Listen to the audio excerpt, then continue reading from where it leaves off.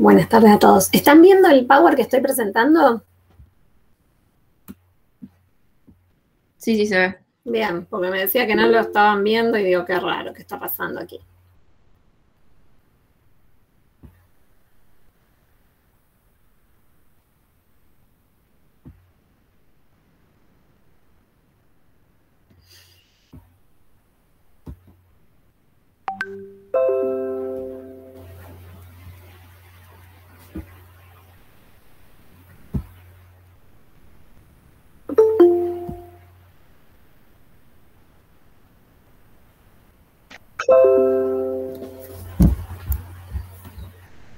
Vamos a tomarnos un minutito más para que llegue el resto de los compañeros.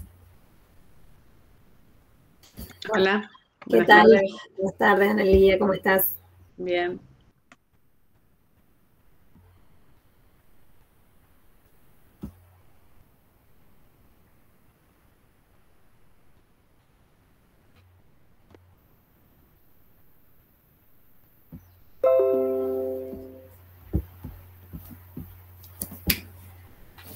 Buenas tardes a todos.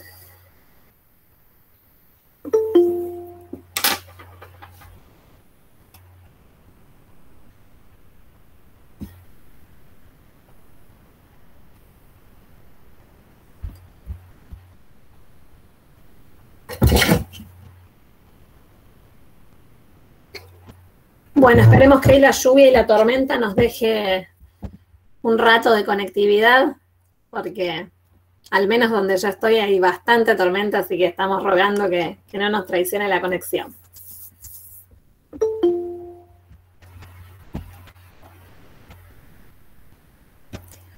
Bueno, vamos a ir comenzando, en todo caso se irán sumando quienes se tengan que sumar en adelante. Bueno, primero comentarles, ya les mandé las notas hace unos días.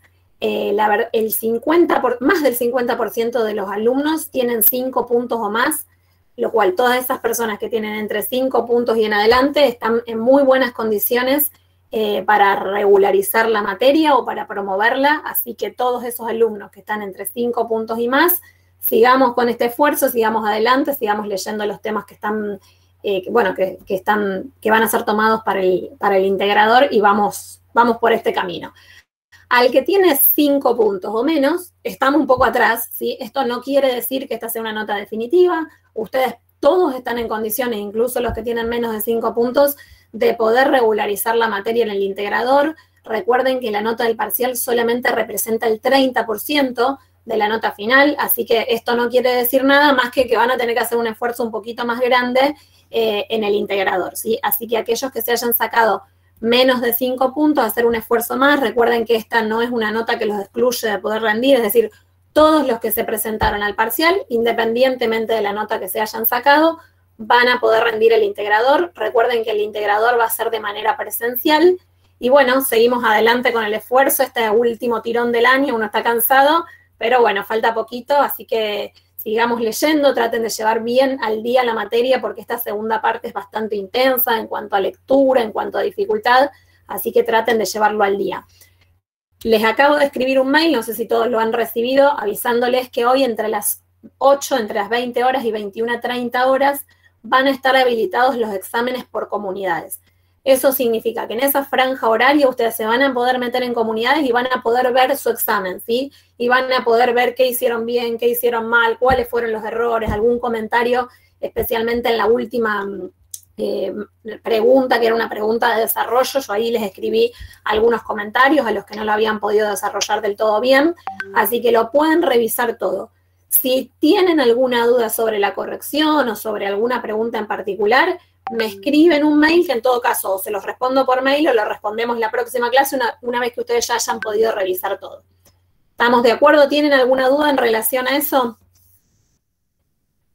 Recuerden que van a estar habilitados solamente esa hora y media, de 20 horas a 21:30, así que por favor todos traten de poder revisar los exámenes, así se sacan todas las dudas y no tengan ninguna duda en si hay algo que no entendieron o que les escribí algo que no les queda claro, me lo preguntan porque obviamente esto les sirve no solo para saber y para quitarse todas las dudas, sino también para el integrador.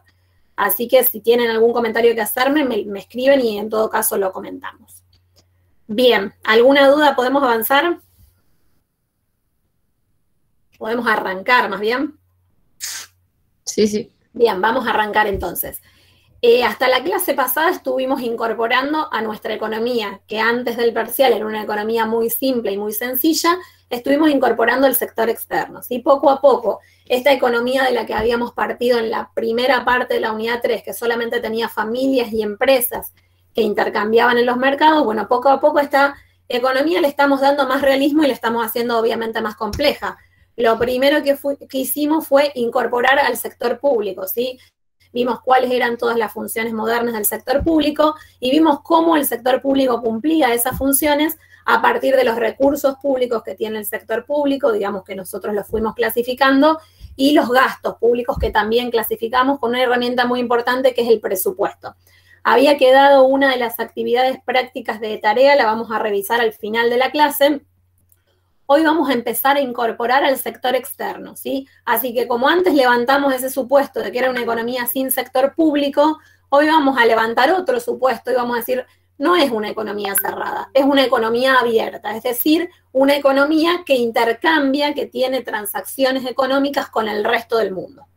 Y este sector, que muchas veces genera bastantes dificultades en los alumnos, es un sector muy importante para ustedes, ¿sí? Para ustedes y su carrera. ¿Por qué se les ocurre que es importante para ustedes y por qué necesitamos que ustedes lo comprendan bien clarito?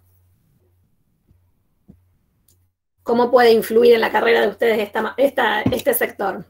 El proveedor de divisas. Bueno, es proveedor de divisas. ¿Qué más?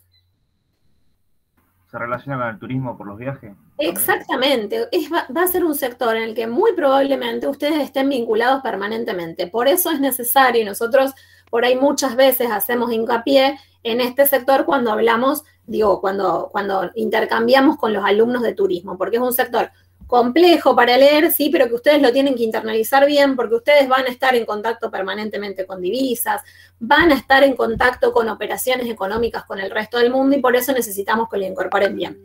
Yo la clase anterior creo haberles dicho que lo tenían que estudiar de bibliografía y si así fue, les digo lo dicho, esto lo estudiamos de apuntes de cátedra que ustedes ya se tienen que haber bajado de comunidades, ¿sí? Es decir, que tanto sector público como sector externo tienen apuntes de cátedra y la bibliografía va a ser para el sector monetario y financiero. Yo ya se las mandé esa bibliografía del sector monetario y financiero, ¿les llegó?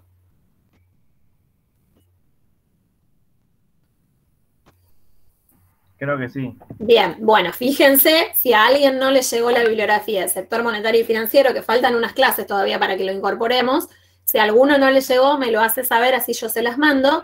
Y por otro lado, no sé si ya se bajaron los apuntes del sector externo o no. ¿Se los bajaron? Sí, yo los tengo. Bien, cualquier en un cosa. cuadernillo.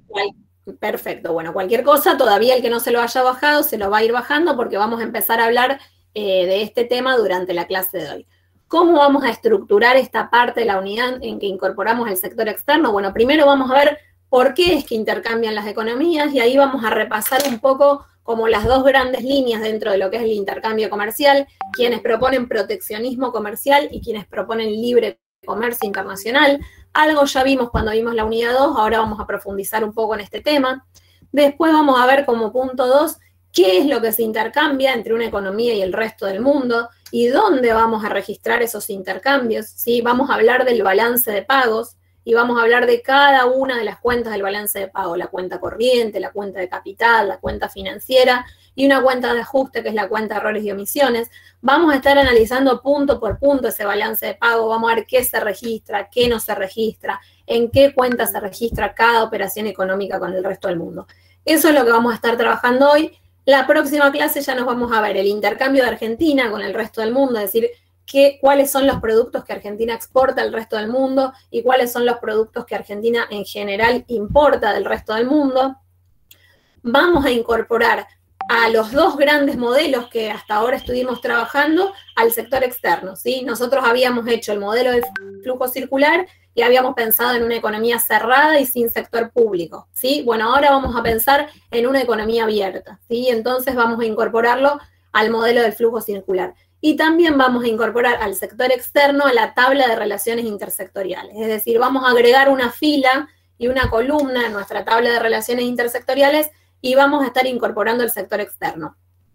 Y por último, vamos a ver un tema que, como les decía, es súper importante para ustedes. Bueno, creo que fue Rosana y no me acuerdo quién más, que había mencionado el tema del tipo de cambio, que es muy importante para su carrera. Bueno, conocer cómo funcionan estos esquemas de tipo de cambio. Si bien nuestra economía es una economía que permanentemente está interactuando con el tipo de cambio, y los argentinos estamos muy acostumbrados a fijarnos, bueno, ¿qué pasó con el dólar? ¿Subió, bajó, se devaluó, no se devaluó? Bueno, vamos a empezar a precisar esos conceptos. ¿De qué estamos hablando cuando hablamos de un sistema de tipo de cambio flexible, de un sistema de tipo de cambio de control de cambios, de un sistema de tipo de cambio fijo? Y vamos a hablar específicamente cómo se dice cada uno de esos conceptos, diferenciar entre devaluación, revaluación, apreciación, etcétera, etcétera.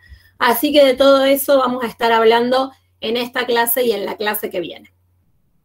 Bien, un poco volviendo a la discusión originaria que nosotros habíamos empezado en la unidad 2, preguntarnos, bueno, ¿por qué es que las economías intercambian? Originariamente, cuando empieza la internacionalización de los mercados, las economías lo que cambiaban era lo que no producían en sus propias naciones, ¿sí? Argentina producía productos primarios y los exportaba al resto del mundo, y todos aquellos productos que la Argentina no producía internamente los compraba, ¿sí? En definitiva, el intercambio estaba muy reducido y se limitaba justamente a aquellos bienes y servicios que no se producían en la economía local. Sin embargo, en la actualidad y a partir de la globalización de los mercados, es decir, una tercera etapa en los procesos de internalización de los mercados, a la que llamamos globalización, los intercambios empiezan a potenciarse, ¿sí? Empiezan a multiplicarse, empiezan a ser cada vez más, y ya no solo se intercambia lo que no producimos en nuestra economía o lo que producimos en exceso y por eso lo vendemos al resto del mundo, sino que el intercambio se multiplica mucho más, avanza mucho más, se hace mucho más amplio, ¿sí?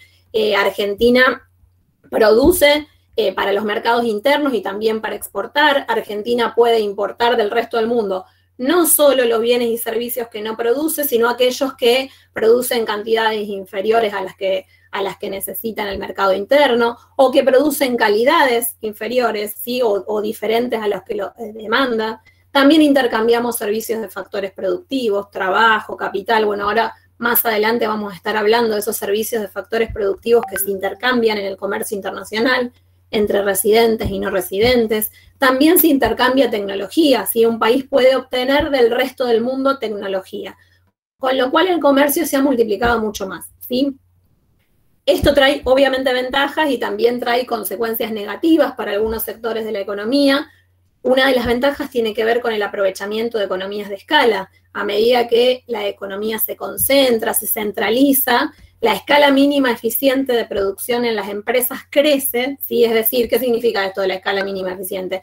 Las empresas producen a costos medios mínimos a un nivel de producción muy alto, y muchas veces ese nivel de producción excede lo que es el mercado interno. Quizás en Argentina, que tenemos un mercado bastante amplio porque tenemos una población muy amplia, esto no se ve en tantos sectores, pero en países más chicos o con población más chica, menor cantidad de población, esto de aprovechar las economías de escala es muy importante, ¿sí? Esto de decir, bueno, producimos a la escala mínima eficiente y lo que no demanda nuestro mercado lo exportamos al resto del mundo.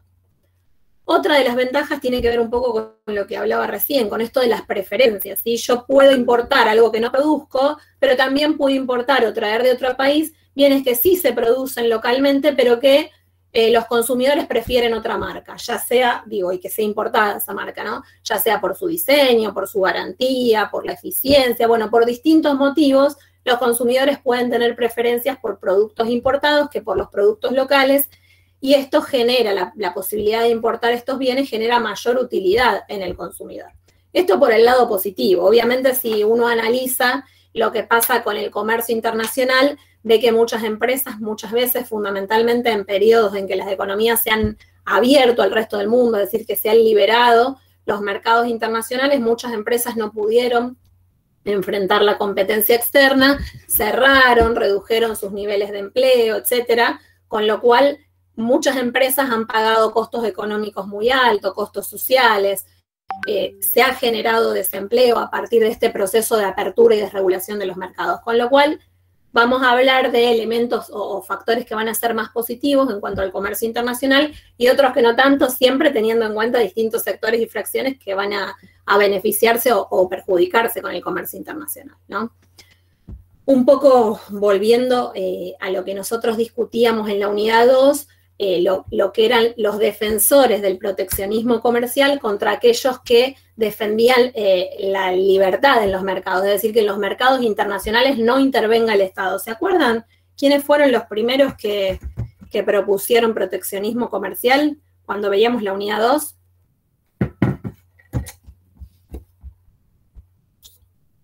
¿Se acuerdan de algo? Los mercantilistas, ¿no? El mercantilismo. El mercantilismo, así es. Ellos decían, bueno, la riqueza de las naciones se va a incrementar a partir de la acumulación de metales preciosos. Para acumular metales preciosos lo que tenemos que hacer es exportar la mayor cantidad de bienes posibles e importar la menor cantidad de bienes posibles. Es decir, ¿cómo llamábamos eso de exportaciones de bienes menos importaciones de bienes? ¿Se acuerdan cómo llamábamos o qué era eso? La balanza comercial. Exactamente, el saldo de la balanza comercial. ¿Sí? Entonces los mercantilistas decían, bueno, tenemos que tener un saldo superavitario o positivo de la balanza comercial, que la diferencia entre las exportaciones y las importaciones sea la máxima posible. Y a partir de eso decían, bueno, para que logremos esto vamos a tener que implementar medidas proteccionistas en el comercio internacional, ¿sí? Cuotas, cupos a las importaciones, aranceles a las importaciones, subsidios a las industrias que fabricaban para exportar al resto del mundo, etcétera. Es decir, una gran cantidad de medidas proteccionistas que fortalecían que fortalecían la posición en el comercio internacional. Bueno, estas medidas no solo se implementaron en aquella época, sino que se implementan hasta la actualidad, y un poco hay como distintas razones que justifican el proteccionismo comercial en los países que la implementan, ¿sí? Entre ellas vamos a mencionar algunas. La protección de la industria nacional, ¿sí? Muchos países dicen, bueno, tengo que proteger a la industria nacional de la competencia extranjera y por eso voy a implementar medidas proteccionistas en el comercio, ¿sí? ¿Para qué se les ocurre que un país puede querer proteger a la industria nacional de la competencia extranjera? Para el empleo, exactamente, Juan Cruz. Una de las causas principales es que la industria nacional genera empleo, ¿sí? Genera productos, genera ingresos. Entonces los países muchas veces ven que la competencia extranjera se puede volver demasiado complicada para la industria nacional y consecuentemente implementa medidas proteccionistas, ¿sí? Otro de los argumentos es la industria estratégica, ¿sí? Muchos países consideran a determinadas industrias estratégicas y consecuentemente deciden que tiene que producirse en el mercado local. Esas industrias estratégicas pueden variar de país en país porque en definitiva esta es una decisión de política, es una decisión política. Bueno, consideramos que el sector, vamos a poner un ejemplo, de telecomunicaciones constituye una industria estratégica y por eso hay que protegerlo. O consideramos que el sector de alta tecnología debe ser un sector protegido de la competencia internacional porque constituye una industria estratégica. Bueno, cada país va a establecer algunas industrias que considera estratégicas y consecuentemente va a implementar medidas de proteccionismo comercial para con esas industrias. Otro de los argumentos que utilizan muchos países para implementar medidas de proteccionismo comercial tiene que ver con las industrias nacientes, ¿sí? Industrias que recién nacen, surgen en el país, que consecuentemente no son tan competitivas con esas mismas industrias en otros países, que quizás llevan años produciendo, ¿sí? Intercambiando, etcétera, y dicen, bueno, vamos a implementar medidas proteccionistas por una cierta cantidad de tiempo, hasta que estas industrias que recién surgen en nuestro país se desarrollen y una vez que sean competitivas con las del resto del mundo, dejamos de protegerlas. Bueno, lo que pasa muchas veces y la gran crítica que se le hace a esta política es que muchas veces después es muy difícil sacar esa protección porque las industrias que están protegidas a veces se acostumbran, por decirlo de alguna manera, a esa protección, no se vuelven del todo competitivas y muchas veces, bueno, esto termina durando en el tiempo, teniendo una mayor duración en el tiempo, con costos fiscales, obviamente, que tiene esta protección. Pero muchas veces este argumento se utiliza para la protección de la industria nacional. Otro tema, que también es otra razón por la que muchas veces se implementan medidas de proteccionismo comercial, reducir la salida de divisas. Y esto en el caso de nuestro país es muy importante, ¿sí? Porque en general tenemos un país en donde la falta de dólares para hacer pagos en la economía, para demandar productos importados, para demandar insumos que provienen del exterior, o aunque sea para viajar, quizás, muchas veces se vuelve un problema, ¿sí? Uno de los grandes problemas que tiene nuestra economía argentina es la restricción externa, que tiene que ver con la falta de visas, ¿sí? Entonces, muchas veces los países implementan medidas proteccionistas para justamente evitar la salida de visas o reducirla lo más posible. Otro de los argumentos que se utilizan tiene que ver con fomentar la producción, la producción interna de ciertos productos y lograr el autoabastecimiento. Ejemplo, un país que quiere tener autoabastecimiento de alimentos porque considera que la producción alimentaria debe estar garantizada dentro de las fronteras del país y entonces implementa todas las medidas proteccionistas que sean necesarias para alcanzar un nivel mínimo que es de autoabastecimiento. Y por último, sustitución de importaciones. Ustedes van a ver en la unidad 4, si tenemos tiempo, porque siempre llegamos un poco corriendo con el tiempo, que hubo varias épocas en la historia de nuestro país que se implementaron políticas que se llaman de industrialización sustitutiva de importaciones, que son políticas que justamente lo que buscan es lograr industrializar el país. ¿Cómo? Protegiendo a la industria nacional de la competencia extranjera y logrando justamente que la industria pueda empezar a producir algunos bienes que antes se importaban, ¿sí? Estas políticas, lo vamos a leer más adelante, ustedes lo van a poder leer en los apuntes, a veces han resultado, digamos, beneficiosas en cuanto a lograr ciertos avances en la industrialización del país, pero han tenido límites, ¿sí? También cuando se ha querido avanzar a etapas de mayor industrialización o mayor dificultad en cuanto a las características de la industrialización, también ha encontrado obstáculos más grandes y bueno, hay diversas opiniones en cuanto a los resultados de esta política de industrialización sustitutiva de importaciones.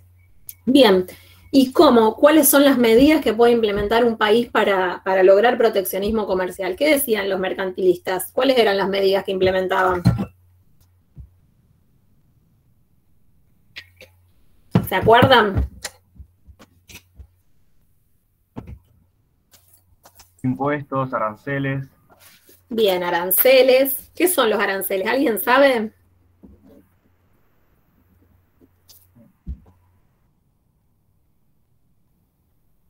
¿Alguien sabe lo que es? Bien. ¿Alguien más? Muy bien, Adriel, que se anima a decirlo y a decir que no sabe qué es. ¿Quién más? ¿Alguien sabe qué son los aranceles? Bueno, importante, porque esta palabra que es importante ya la dimos en la unidad 2, así que cuando yo digo una palabra que ustedes no saben qué es, lo primero que tienen que hacer es preguntarme, ¿sí?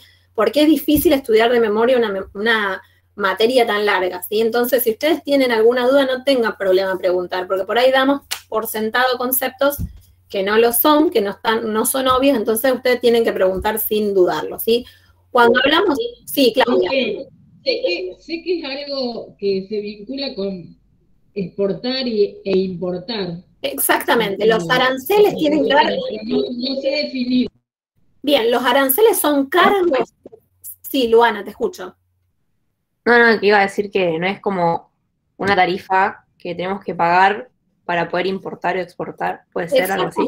Exactamente eso es. Sí, son cargos que se cobran a las empresas que quieren importar determinado bien o determinados servicios, ¿sí? Entonces, una de las principales medidas proteccionistas que se implementan son aranceles. Todos aquellos que quieren importar van a tener que pagar, además del producto, un arancel por ese producto, ¿sí? Entonces, esa es una de las primeras medidas. Otra de las medidas... Es un sinónimo de impuesto, sería. Sería como un impuesto, pero en este caso a las importaciones, ¿sí? No a la producción nacional, sino a las importaciones, ¿sí? Otra de las medidas proteccionistas tiene que ver con contingentes o cuotas a la importación. Bueno, acá no es que se le cobra a los que importan, sino que se les dice, bueno, hay una cierta cantidad de determinados productos que se va a poder importar y ese es el máximo posible, ¿sí? Supongamos que se permite importar 1 millón de teléfonos celulares por mes, para poner un ejemplo, ¿no? Se pone ese cupo, esa cuota, y eso es lo máximo que se va a poder importar. Sí, Claudia, te escucho. Como la de la carne, la cuota Hilton, puede ser. Exactamente, ese es un claro ejemplo de cuota que se utiliza, ¿sí? Se implementa una máxima cantidad que se permite importar, y quien quiera importar más allá de ese número no va a poder hacerlo, ¿sí? Cuotas, cupos y contingentes más o menos cumplen la misma función que tiene que ver con un límite contable, un límite de la cantidad, ¿sí? Otra de las formas de implementar medidas proteccionistas tiene que ver con las barreras pararancelarias, ¿sí? Significa no aranceles, es decir, no se le va a cobrar al que quiera importar, sino que se van a implementar restricciones del tipo legales, del tipo reglamentarias, etcétera, que van a dificultar u obstaculizar o incluso impedir, ¿sí?, las importaciones. Muchas veces esto lo implementan países a partir, por ejemplo, en la producción alimentaria dicen, bueno, para que se pueda importar determinados productos deben cumplirse determinadas características, cualidades, deben tener determinados sellos que garantizan cierta inocuidad, etcétera, etcétera, que hacen que se puedan importar determinados productos y los que no cumplan con estas características no pueden ser importados, ¿sí? Entonces, muchas veces, más allá de que esas reglamentaciones o leyes tienen o buscan impedir que entre cualquier producto al mercado, ¿sí?, productos que no cumplan con ciertas condiciones, muchas veces, más allá de esa preocupación, por detrás está el querer obstaculizar la entrada de ciertos productos en el mercado a partir de barreras pararancelarias. Muchos países europeos implementan este tipo de barreras con productos agropecuarios, ¿sí? Los países con menor desarrollo relativo, como Argentina, Brasil, etcétera, se quejan con la Comunidad Europea y también con los Estados Unidos porque dicen, ustedes dicen que hay que abrir los mercados y después implementan subsidios, barreras pararancelarias con los productos que nosotros les vendemos y no les podemos exportar, ¿sí? Así que son medidas que efectivamente muchas veces se utilizan, las barreras pararancelarias. Sí, por ejemplo, con el tema de la aftosa, que teníamos problemas acá, las condiciones para que nosotros podamos exportar carne a esos países. Exactamente.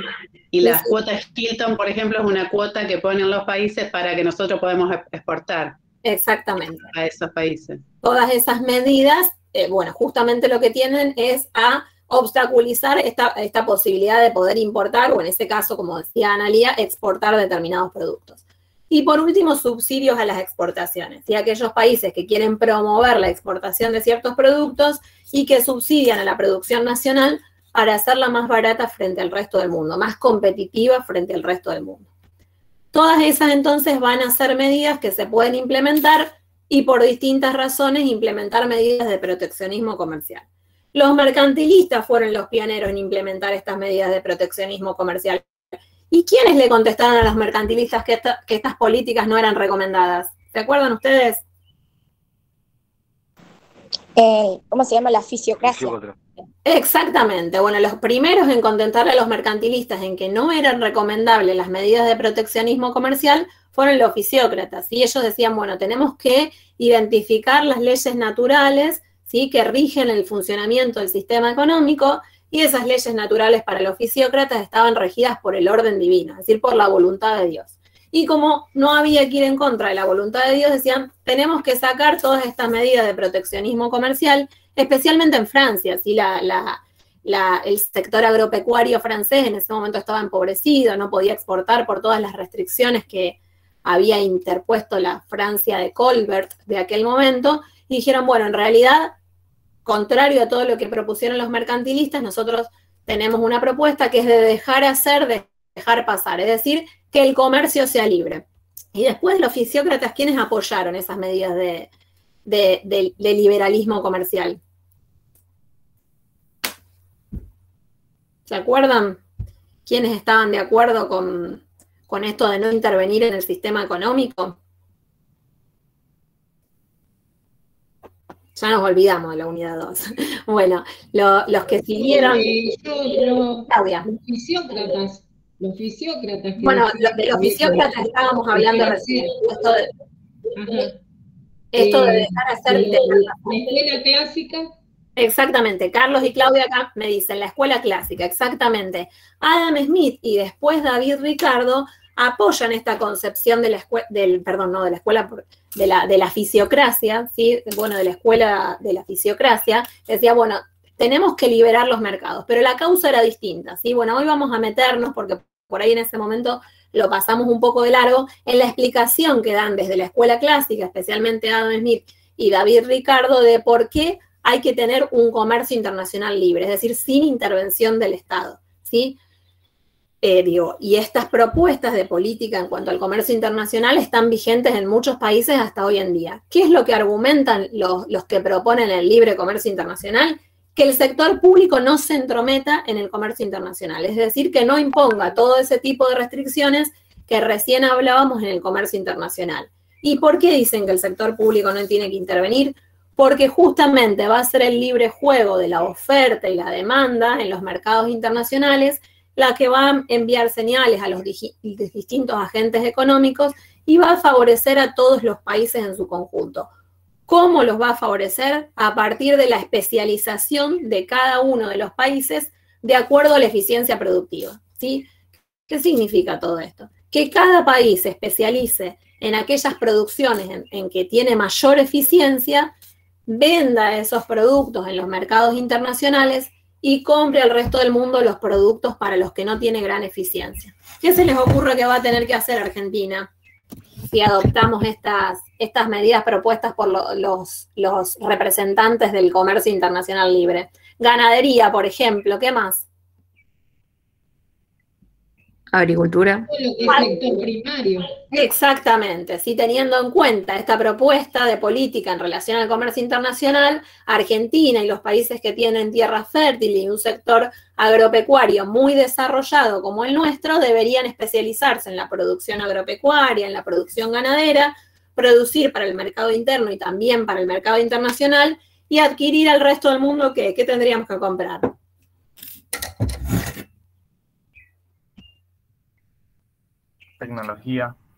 Tecnología, productos industrializados, productos con elevado valor agregado, etcétera. ¿Sí? Entonces, en definitiva, los que proponen el libre comercio internacional dicen que cada país debe especializarse en aquello para lo que mayor eficiencia productiva tiene y comprarle al resto del mundo los bienes que no puede producir. Los que, como les decía antes, fueron los primeros que hablaron de esto fueron Adam Smith y David Ricardo. Adam Smith con su teoría de las ventajas absolutas y David Ricardo con su teoría de las ventajas comparativas. En aquel momento, cuando dimos la unidad 2, lo mencionamos, pero ahora lo vamos a especificar un poquito más y lo vamos a detallar un poquito más. Adam Smith, en relación al comercio internacional, desarrolló la teoría de las ventajas absolutas. Lo que él sostenía es que cada país debía especializarse en aquello para lo que tenía ventajas absolutas. ¿Qué significaba tener ventajas absolutas? Que podía producir lo mismo que cualquier otro país, pero utilizando una menor cantidad de insumos, o que con la misma cantidad de insumos que otro país, tenía la capacidad de producir más, ¿sí? Si un país tenía ventajas absolutas, entonces, en la producción de cualquier bien, se especializaba en la producción de ese bien, lo vendía al resto del mundo y le compraba al resto del mundo el resto de los bienes y servicios para los que no tenía ventajas absolutas, ¿sí? A partir de este enfoque de Adam Smith de la teoría de las ventajas absolutas, no había que, el sector público no debía intervenir en los mercados y todos los países iban a ver favorecidos de la especialización internacional y del comercio internacional libre.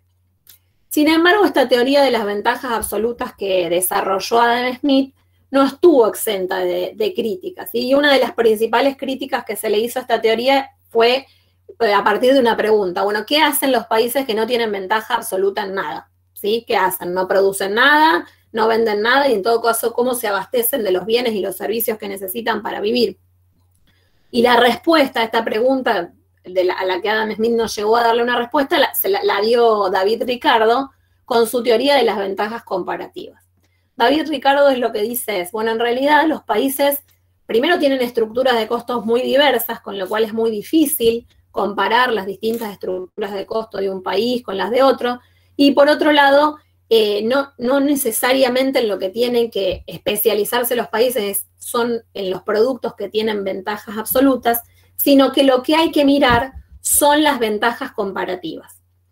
Cada país, entonces, según la teoría de David Ricardo, debe especializarse en aquello que tiene ventajas relativas en relación al otro, ¿sí? En aquellos productos o bienes o servicios en los que tiene costos de oportunidad menor. ¿sí? Y si nadie interviene en los mercados comerciales internacionales, si el comercio internacional es totalmente libre, todos van a salir favorecidos por el intercambio. ¿Sí? Hace una pequeña corrección a la teoría de las ventajas absolutas de Adam Smith, pero termina diciendo lo mismo, o al menos recomendando lo mismo, que el sector público no intervenga a partir de medidas proteccionistas en el comercio internacional. ¿Sí? Bueno, a partir de ahí es que tenemos como esas dos grandes visiones que hasta hoy en día siguen en discusión y los países se juntan en la Organización Mundial del Comercio, en las reuniones anuales y discuten, bueno, en qué comercio se puede intervenir, en cuál no, y hay acuerdos internacionales, acuerdos y desacuerdos internacionales en relación a esos temas. Avanzando un poquito más entonces y preguntándonos qué intercambian las economías, ¿sí? Nosotros arrancamos la clase comentando que antes el comercio internacional era sobre lo que no producía una economía y hoy el comercio internacional a partir de la globalización se ha ampliado mucho, ¿sí? A partir de eso vamos a hablar de bienes que son bienes transables y bienes que no son transables, no transables, ¿sí? Hablamos de bienes transables, aquellos justamente bienes o servicios que se intercambian internacionalmente y son aquellos bienes que se pueden trasladar físicamente, que es factible trasladarlos. ¿Qué se les ocurre que pueden ser o qué ejemplos se les ocurren de bienes transables internacionalmente? Autos. Autos. ¿Qué más? Vestimenta. Vestimenta, muy bien. ¿Qué más se les ocurre? Tecnología, muy bien. ¿Qué más se les ocurre que se comercie internacionalmente? Medicamentos. Medicamentos, carnes, acá nos agrega Juan Cruz, alimentos. Perfecto. Bueno, todos esos bienes son bienes transables. No me dijeron un servicio. ¿Qué servicio se les ocurre que se puede transar internacionalmente? Telefonía. Telefonía, bien. ¿Qué más? Ahí habría que ver, porque una cosa es el aparatito y otra cosa es el servicio. Energía, también es un bien. Estamos hablando de bienes cuando hablamos de energía. Un servicio, les pregunto yo.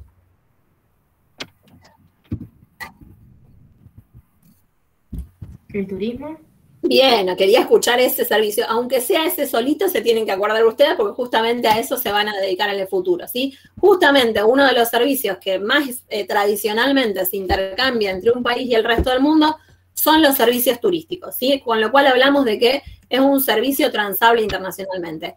Y hay algunos bienes o servicios que es imposible de trasladar porque son difíciles de trasladar o porque sería muy alto el costo de traslado, o son bienes o servicios que se producen para el mercado local, o son bienes que no demandan en el mercado internacional, es decir, que no demandan otros países, o bienes para los que existen fuertes barreras de entrada o de salida, que hablamos de que son bienes que son no transables. Por poner un ejemplo, el servicio de peluquería. Si yo no me voy a ir a Uruguay o a Europa a cortarme el pelo porque prefiero cortármelo allá que en mi casa, digo que en la peluquería de cerca de mi casa, así que generalmente hablamos de que es un servicio que es no transable internacionalmente, ¿sí? O algunos bienes que es muy difícil su traslado. Vamos a poner un ejemplo. En general la leche fluida no se intercambia internacionalmente. Si yo quiero exportar o importar leche, exporto o importo leche en polvo, ¿sí? Entonces, vamos a hablar de productos que es muy difícil de trasladar o es muy costoso. Adriel, creo que querés comentar algo. No, justo tiene el micrófono encendido. Ah, bien, perfecto. Bueno, entonces vamos a hablar de bienes transables o bienes no transables. Nosotros, cuando hablamos de comercio internacional, nos vamos a parar acá y vamos a hablar de bienes transables. Esos son los que van a ser objeto de nuestro interés. Ahora, nosotros hasta ahora hablamos de exportaciones e importaciones. Si hablamos de comercio internacional, solamente de exportaciones. ¿Saben qué son las exportaciones? Les pregunto. Sí, lo que el país lleva al exterior. Bien, lo que el país le vende al resto del mundo, bienes y servicios que el país exporta o vende al resto del mundo. ¿Y las importaciones, entonces? Lo que el país le compra al resto del mundo. Bien, los bienes y servicios que el país le compra al resto del mundo. Bueno, hasta ahora nosotros hablamos de las exportaciones y las importaciones como la única transacción económica que un país realiza con el resto del mundo. Sin embargo, hay muchísimas transacciones económicas más. Para esquematizarlas, nosotros vamos a hablar de 4 tipos de transacciones internacionales, es decir, 4 tipos de transacciones que un país realiza con el resto del mundo. La primera es la que estuvimos hablando recién, ¿sí? La compra o venta al resto del mundo de bienes y servicios, ¿sí? De productos primarios, de productos manufacturados y de servicios. Productos primarios, soja, trigo, maíz, sorgo, arroz, por poner algunos ejemplos. Productos manufacturados, electrodomésticos, Adriel creo que había agregado automóviles, bienes como puede ser un celular o algún aparato tecnológico, ¿sí? Y servicios como por ejemplo el servicio turístico, el servicio logístico. Esos son una de las primeras operaciones económicas o transacciones económicas internacionales de las que vamos a hablar, y vamos a hablar de exportaciones o importaciones. Segunda transacción internacional de la que vamos a hablar, la compra y venta al resto del mundo de servicios de factores productivos, ¿sí? Y acá vamos a hablar del trabajo, por ejemplo, un docente universitario que se va a dar una conferencia en los Estados Unidos y por la cual le pagan, ¿sí? Es decir, un trabajador residente argentino que se va a los Estados Unidos a dar una conferencia y le van a pagar. Podemos hablar de un ingeniero francés que trabaja siempre en Francia, tiene su empresa en Francia, pero desde Argentina lo convocan para hacer un puente o un camino determinado en cierta región de la Argentina, ¿sí? Lo convocamos, él hace el trabajo y le pagamos por sus servicios, ¿sí? Podemos hablar entonces de trabajo que se intercambia internacionalmente, pero también podemos hablar de otros factores productivos, ¿sí? No solo el trabajo. En general, de hecho, el factor productivo que mayor intercambio internacional tiene es el capital, ¿sí? Capitales que se intercambian entre un país y el resto del mundo, ¿sí? ¿Vamos? ¿Estamos despiertos todavía algunos? Bien. Bueno, tercer transacción económica que vamos a hablar entre un país y el resto del mundo, el movimiento de capitales. Y acá vamos a hablar de 2 tipos de capitales, capitales de riesgo y capitales de préstamo. Y un poco lo que nosotros pretendemos es que se entiendan las principales diferencias entre estos 2 tipos de capitales, que entran al país o que pueden salir del país. Vamos a poner un ejemplo. Supónganse que yo heredo $1.000.000, ¿sí? Lamento mucho por mi familiar que me ha dejado esa herencia, pero tengo que decidir qué voy a hacer con ese $1.000.000, ¿sí? Supongamos que me llama un amigo que se entera de que he heredado ese dinero y vive en Estados Unidos este amigo y me dice, bueno, vamos a poner un bar, te propongo que pongamos un bar juntos en los Estados Unidos, vos podés hacer toda la labor que sea digital, administrativa, que lo podés hacer desde tu casa, no hace falta que te mudes a los Estados Unidos, haces toda la cuestión administrativa desde tu computadora y yo me encargo de hacer toda la operatoria usual del bar y cada 3 meses te voy enviando las utilidades y dividendos que obtengamos por ese bar, ¿sí? Un ejemplo. Esa es una inversión a la que vamos a llamar un capital de riesgo, ¿sí? Supongamos que me convence mi amigo, me parece una buena idea invertir ese $1.000.000 en un bar en los Estados Unidos, yo hago la inversión junto con mi amigo, adquiero derechos de propiedad sobre ese bar, es decir, la mitad de ese bar va a ser mío, la otra mitad va a ser de mi amigo, y voy a obtener a cierto tiempo utilidades y dividendos por esa inversión, ¿sí? ¿Yo sé cómo me va a ir con ese bar de antemano? No, no sabes. No sé cómo me va a ir. Sí, me puede ir bárbaro y las utilidades y dividendos son formidables, cada vez obtengo más dinero por esa inversión, que es una inversión de riesgo, pero también puede suceder que no me vaya para nada bien y por el contrario, las utilidades y dividendos sean muy bajas o incluso podrían ser negativas, ¿sí?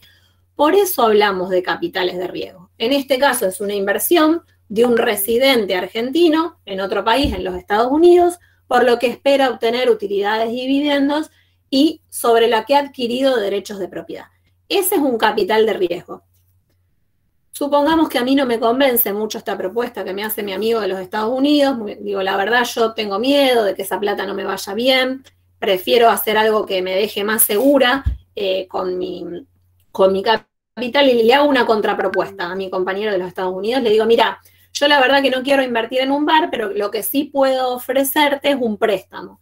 Te presto ese $1.000.000, vos con ese $1.000.000 ponés el bar y acordamos cómo me vas devolviendo ese capital y una tasa de interés que me vas a ir pagando mensualmente por el préstamo, ¿sí? Supongamos que mi compañero me dice, sí, acepto esta propuesta. ¿Yo soy dueña del bar que va a poner mi amigo? No. Son No la soy inversora. dueña, y no tengo derechos de propiedad sobre ese bar. Yo sé qué rentabilidad o qué rendimiento voy a obtener por ese préstamo.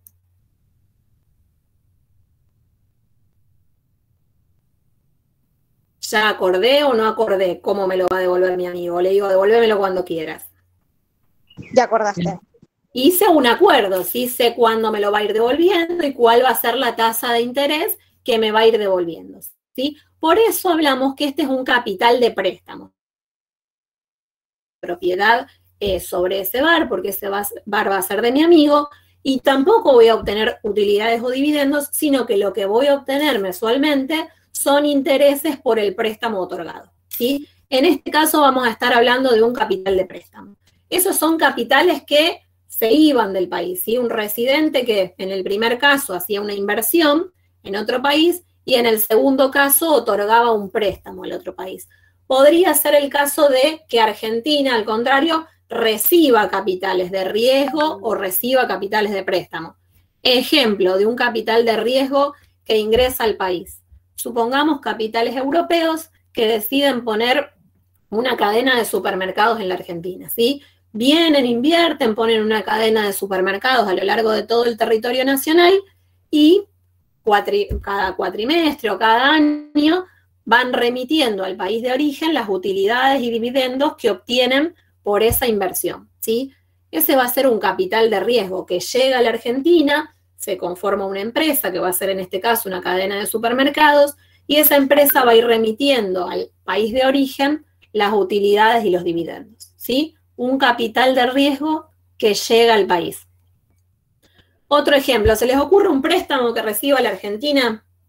Usualmente por lo que nos peleamos también siempre los economistas y... El Fondo Monetario Internacional. Bien, préstamos del Fondo Monetario Internacional. Siempre andamos discutiendo qué pasó con el préstamo, qué se hizo, cómo hay que pagarlo, etcétera, etcétera. Ese es un capital de préstamo que llega a la Argentina y por el cual la Argentina va a tener que pagar los intereses mensualmente o de acuerdo a lo acordado con el Fondo Monetario Internacional y devolver el capital, ¿sí? Argentina, al momento de recibir ese préstamo, va a hacer un acuerdo, va a hacer un pacto con el Fondo Monetario Internacional en el que va a tener que devolver ese capital y va a tener que ir pagando los intereses, ¿sí? Por eso tenemos esa diferencia bien clara entre lo que son los capitales de riesgo y los capitales de préstamo, ¿sí? Que pueden entrar o que pueden salir del país. Fíjense, acá tenemos capital de riesgo. El ejemplo era el bar que pongo con mi amigo o la cadena de supermercados que llegaba a la Argentina. Tenemos 1000 ejemplos, ponemos algunos nomás, ¿sí? En el caso de los capitales de riesgo, el riesgo es mayor, ¿sí? Yo no sé ni cómo me va a ir en el bar y tampoco los empresarios europeos saben cómo les va a ir en la cadena de supermercados. El rendimiento esperado también es mayor, ¿sí? Y se denomina utilidades o dividendos, ¿sí? Los inversores no saben cuáles van a ser las utilidades o los dividendos. Y la volatilidad también va a ser mayor, ¿sí? Especialmente en las economías como la nuestra. Los capitales de riesgo en general los llamamos inversión extranjera directa, ¿sí? La inversión extranjera directa que llega al país, que crea y que constituye empresas. Y por otra parte, los capitales de préstamo, ¿sí? En donde el riesgo es menor, ¿sí? Por ejemplo, cuando yo le presté a mi amigo de los Estados Unidos o cuando el FMI nos presta a nosotros. El rendimiento en general también suele ser menor y se denomina intereses, están previamente pactados o acordados. Y por último, las condiciones son ciertas, previamente establecidas entre el prestamista y el prestatario, ¿sí? Las dos partes saben, bueno, cómo te voy a devolver el capital, cuánto te voy a pagar de interés, ¿sí? ¿Se entiende bien la diferencia entre capitales de riesgo y préstamo? Sí. Bien, voy a dictarles esto porque ahora lo entendemos bien, pero después a veces nos olvidamos de algunas características y es importante. Capitales de riesgo. ¿Son inversiones directas? ¿Son inversiones directas? Entre paréntesis, que entran o salen del país, que tienen el propósito de contribuir que tienen el propósito de contribuir a la creación de empresas que tienen el propósito de contribuir a la creación de empresas, coma, o integrar carteras de inversión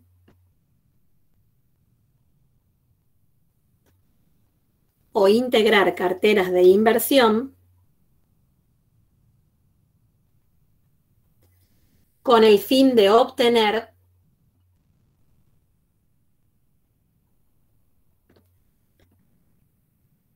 rendimientos. Punto y seguido. Con el fin de obtener rendimientos. Surgen atraídos por las ganancias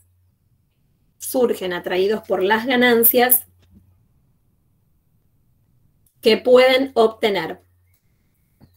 Punto y seguido. Generan a futuro el pago o cobro, de utilidades o dividendos.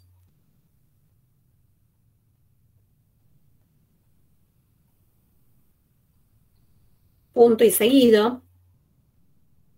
Tienen un rendimiento incierto,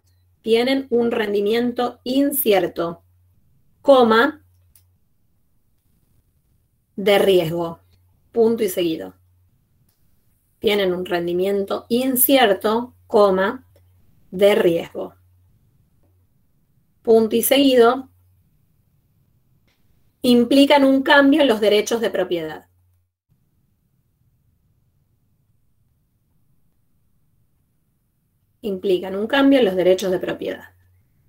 Punto y aparte.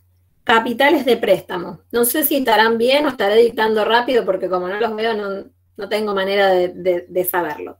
Capitales de préstamo. Su ingreso produce endeudamiento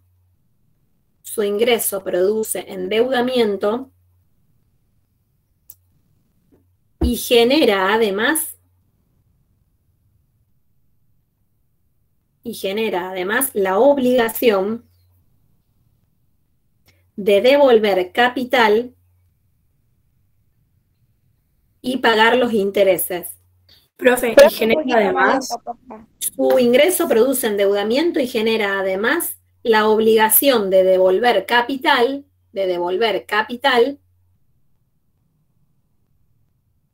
y pagar los intereses. Punto y seguido. La tasa de interés, generalmente le ponemos I minúscula a la tasa de interés. La tasa de interés está previamente pactada. Coma. Cierta, coma.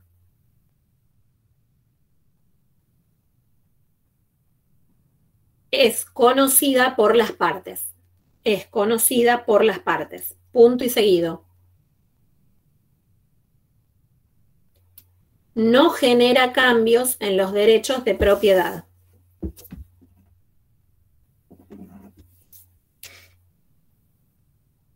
Punto y seguido.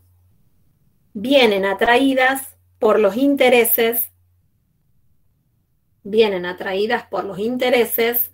que pueden cobrar. Punto y seguido. El monto de los préstamos obtenidos. Perdón. Sí. ¿Vienen atraídos por los intereses? Vienen atraídas por los intereses que pueden cobrar. Punto y seguido. El monto de los préstamos obtenidos.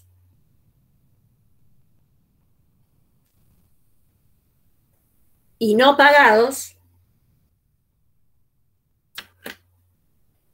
constituye la deuda externa de un país.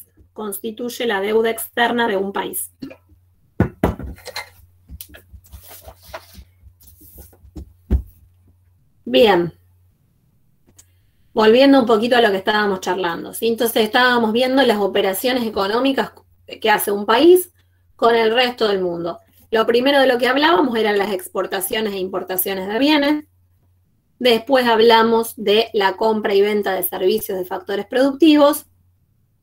Y como tercera medida hablamos de los movimientos de capitales, es decir, la entrada o la salida de capitales de riesgo y capitales de préstamo. Por último, vamos a hablar de las transferencias corrientes. ¿Qué son las transferencias corrientes? Las partidas que no tienen contrapartida. Es decir, el ingreso o egreso de divisas que no tiene una contraprestación directa.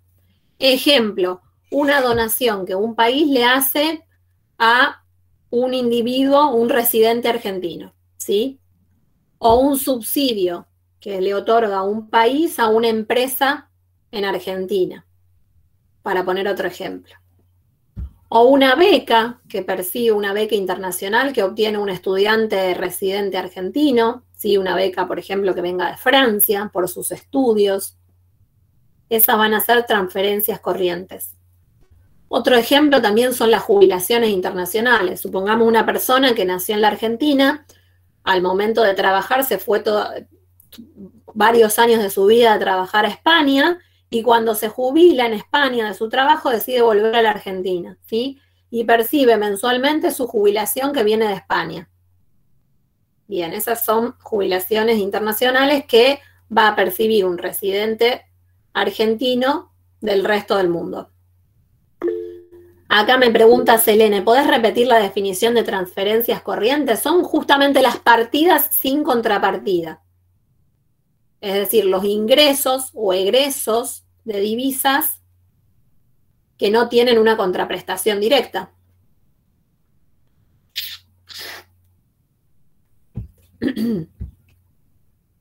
Y por último, las remesas. Las remesas es cuando, por ejemplo, de una familia, todos residentes argentinos, uno de los miembros de la familia se va a Uruguay a trabajar y mensualmente le manda a la familia que vive en nuestro país dinero para vivir, ¿sí? No consiguió trabajo acá, se va a otro país y manda mensualmente dinero para su familia. A eso le llamamos remesas. En general las remesas son un valor bastante bajo y suelen aumentar en periodos de crisis importantes, como fue en el 2001, el valor de las remesas ascendió bastante. Creo que Claudia, o no llegué a ver bien quién, me levantaba la mano. Yo, profe, porque, por ejemplo, se me ocurría que si alguno de los compañeros tiene abuelos italianos, los que han estado en la Segunda Guerra Mundial, muchos abuelos han recibido desde Italia, generalmente, jubilaciones por haber estado en esa circunstancia de guerra. Exactamente. Si esos abuelos se vinieron a vivir acá, sí, y están viviendo aquí, esa jubilación que perciben de cualquier país del que la perciban, ¿sí? Va a ser considerada una jubilación que vamos a registrar como una operación internacional, ¿sí? Porque la recibe un residente argentino desde el resto del mundo, ¿sí? Ese es un muy buen ejemplo, Claudia. Bien. Sí, Analía. Sí, por ejemplo, cuando fue la gran ola inmigratoria de los países europeos, sobre todo hasta Estados Unidos y Argentina, Italia, uno de los principales ingresos que tenía en ese momento era por las remesas de los italianos que vivían en Estados Unidos y Argentina, que le mandaban remesas de dinero a sus familiares. Claro, en ese caso era el revés. Claro, en ese momento eran tantos los que se habían ido que las remesas eran importantes.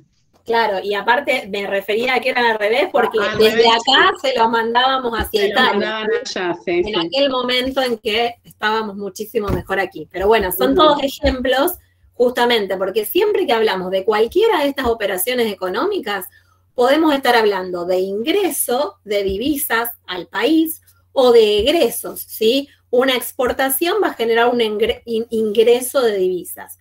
Una importación va a generar un egreso de divisas, ¿sí? Si yo tengo un trabajador que se va a trabajar a España, va a generar un ingreso de divisas, ¿sí? Supongamos que se va un mes a hacer algún trabajo a España, va a generar un ingreso de divisas.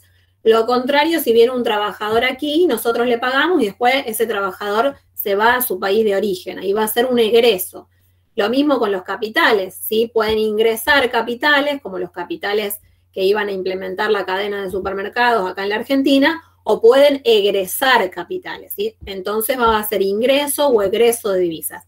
Lo mismo con las transferencias, ¿sí? Pueden ser donaciones, subsidios, becas, jubilaciones o remesas que perciben los residentes argentinos del resto del mundo, o por el contrario podrían ser donaciones, subsidios, becas, jubilaciones o remesas que desde Argentina enviamos al resto del mundo, ¿sí? Así que podemos tener tanto entradas como salidas de divisas. ¿Dónde vamos a registrar todas esas operaciones económicas que acabamos de hablar? En el balance de pagos, ¿sí? Entonces ahora justamente de eso es que vamos a empezar a hablar.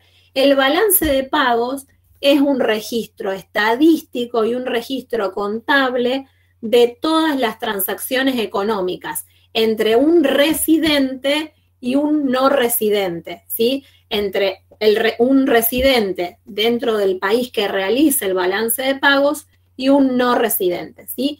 Todas las transacciones económicas que sucedan entre residentes y no residentes, vamos a registrarlas en el balance de pagos, ¿sí? ¿Qué transacciones económicas? Las que acabamos de hablar acá. Las exportaciones, las importaciones, los factores productivos que se intercambian entre residentes y no residentes, los capitales de riesgo y préstamo y las transferencias. Todas esas transacciones vamos a registrarlas en el balance de pagos. Pero para que las registremos en el balance de pagos, tienen que ser entre un residente y un no residente. Ahora, ¿qué es un residente? Vamos a considerar a un residente a toda persona física o jurídica cuyo centro de interés económico esté en el país que realiza el balance de pagos. Y es importante esto porque muchas veces genera confusión. El concepto de residente, es decir, ¿cuándo vamos a considerar a una persona física o jurídica residente o no? Depende de dónde se encuentra el centro de interés económico. No importa dónde nació, dónde tiene a su familia, si le gusta más un país u otro, sino que nos va a interesar de la persona dónde tiene su centro de interés económico.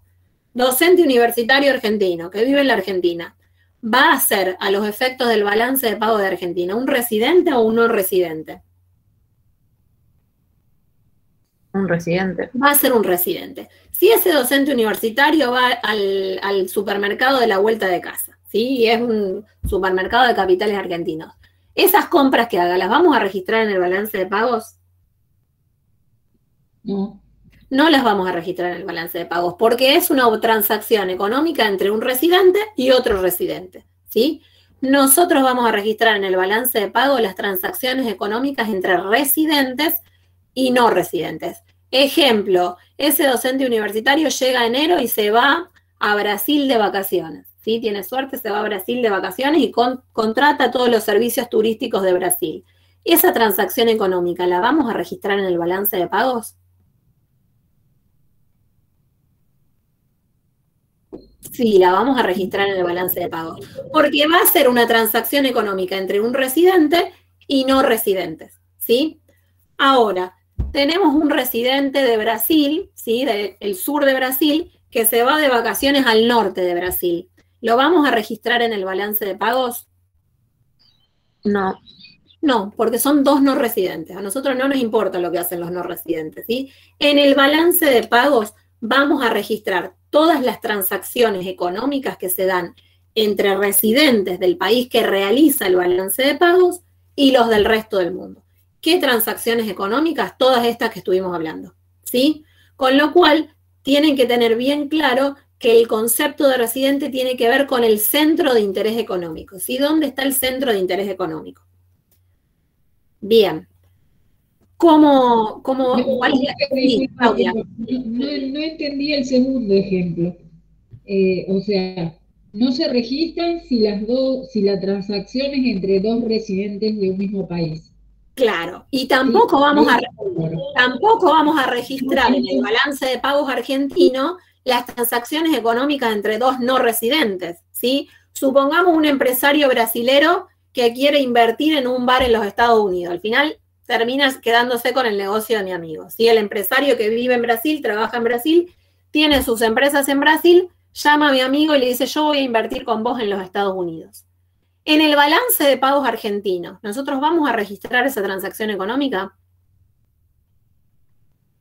No, porque no tiene que ver con Argentina. No la vamos a registrar porque es un no residente, en este caso de Brasil, que hace una transacción económica con otro no residente que es nuestro amigo estadounidense, ¿sí? Con lo cual no la vamos a registrar. ¿Qué es lo que se va a registrar? Transacciones económicas entre residentes, en nuestro caso argentinos, con no residentes, ¿sí? Esas transacciones sí las registramos. ¿Cuáles no vamos a registrar? Las transacciones económicas entre dos residentes, un residente con otro residente, no las vamos a registrar. Y tampoco vamos a registrar las transacciones económicas entre dos no residentes. Esas no las vamos a registrar. ¿Queda clara la diferencia? Ahora sí. Bien. Ahora vamos a entrar a ver, bueno, estábamos hablando del balance de pagos y ahí vamos a registrar todas las transacciones económicas entre los residentes de un país y los del resto del mundo. Bueno, y acá vamos a ver justamente el balance de pagos. Este es el balance de pagos para el año 2017, ¿sí? Acá tenemos un ejemplo.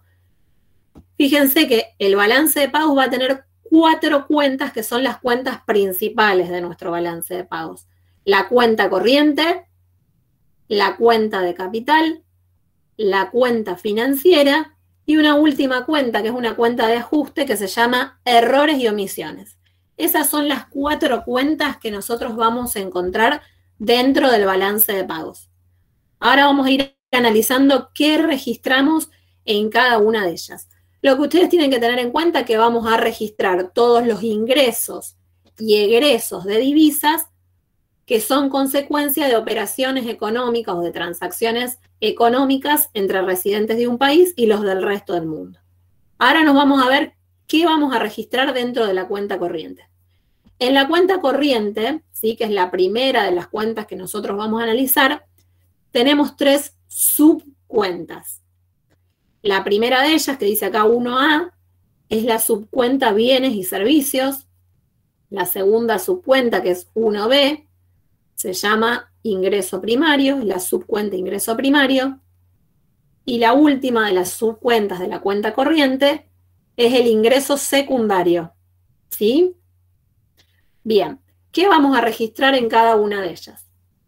¿Qué dice acá? Bienes y servicios. Dentro de bienes y servicios vamos a registrar que las exportaciones y las importaciones. Las exportaciones de bienes y servicios y las importaciones de bienes y servicios, ¿sí? Fíjense acá en Argentina para el año 2017. Tuvo un ingreso de 73.391 en concepto de exportaciones de bienes y servicios, ¿sí? Significa que ingresaron dólares por ese valor, dadas las ventas que hizo Argentina por exportaciones de bienes y servicios, ¿sí? Ese mismo año, Argentina hizo compras al resto del mundo de bienes y servicios y tuvo que pagar $89.002, ¿sí? ¿Qué les parece? ¿Cómo nos dio la subcuenta bienes y servicios? ¿Positiva o negativa? Negativa, porque exportamos menos de lo que importamos. Exactamente. Es decir, que este valor que encuentran acá de menos 15.611 va a ser la diferencia entre las exportaciones de bienes y servicios menos las importaciones de bienes y servicios, ¿sí? Con lo cual, la primera de las subcuentas en que registramos las exportaciones e importaciones de bienes y servicios va a ser la diferencia entre las exportaciones menos las importaciones. Es decir, ¿cómo calculamos ese menos 15.611? Va a ser igual a 73.391 menos 89.002. El resultado ese lo ponemos acá. Acá ya lo tienen. Menos 15.611. Esa es la primer subcuenta. Dentro de la cuenta corriente vamos a registrar exportaciones e importaciones. No modifica nada que sea a crédito o a débito. Bueno, vamos a registrar, digamos, los ingresos y egresos de divisas, no hay problema. Y de todas formas, ustedes tengan en cuenta, digamos, lo importante es que tengan en cuenta que en este valor de bienes y servicios vamos a registrar siempre exportaciones menos importaciones, es decir, que tengan en cuenta el valor, el valor si es positivo o negativo, de acuerdo a cuál es mayor de los montos, ¿sí? Después los acuerdos entre privados de cómo se realizarán los pagos, bueno, obviamente los vamos a tener que tener en cuenta, ¿sí? Segunda subcuenta dentro de la cuenta corriente, ingreso primario, ¿sí? En la subcuenta ingreso primario vamos a registrar el ingreso neto de factores del exterior. ¿Qué es esto de ingreso neto de factores del exterior? Todo lo que cobran los factores productivos residentes por sus servicios prestados en el resto del mundo, menos, y ahora lo voy a repetir, todo lo que le pagamos a los factores productivos no residentes por sus servicios prestados en el país. Vamos a poner ejemplos, ¿sí? Si el docente universitario, que es un residente argentino, se va a Estados Unidos a dar una conferencia y le pagan ese sueldo que le van a pagar, o ese salario, o ese monto que le van a pagar, lo vamos a registrar dentro de la cuenta ingreso primario como un ingreso, ¿sí? Como un cobro de un factor productivo residente por su trabajo prestado en los Estados Unidos, ¿sí? Supongamos que viene el ingeniero francés a construir el puente acá en la Argentina. Se viene 2 meses a hacer su trabajo y se va, y le pagamos por sus servicios prestados en el país. Bueno, ahí lo vamos a considerar como un egreso, como un pago que realizó Argentina al ingeniero francés, que es un no residente, por sus servicios prestados en el país. ¿Sí? Ese es el factor productivo trabajo, ¿sí? Si es un residente que trabajó en el resto del mundo, va a recibir un cobro, y si es un no residente que trabajó en Argentina, va a recibir un pago, ¿sí? Le vamos a pagar. Pero como les dije, no solo se intercambia trabajo, también se intercambian capitales, ¿sí? Supongamos que yo pongo el barcito con mi amigo en los Estados Unidos, ¿sí? Soy dueña de la mitad del bar. Y mi amigo, pasados 4 o 6 meses, me manda las utilidades o dividendos, ¿sí? Esas utilidades o esos dividendos los vamos a registrar acá, en la cuenta ingreso primario, como un ingreso, ¿sí? Supongamos que la cadena de supermercados de capitales europeos que se instaló en la Argentina le remite las utilidades o dividendos a su casa o su casa matriz, ¿sí? Que es en Francia o en Europa, donde quieran que sea, en el país europeo que quieran. Esas utilidades o dividendos que se van a remitir a Europa van a contemplarse como una salida dentro de lo que es ingreso primario, ¿sí? Supongamos que Argentina tiene que pagarle los intereses al Fondo Monetario Internacional. Bueno, esos intereses los vamos a registrar acá, ¿sí? En definitiva, y ahora repito la definición que di en ese momento, ¿sí? O al principio. En ingreso primario vamos a registrar el ingreso neto de los factores del exterior.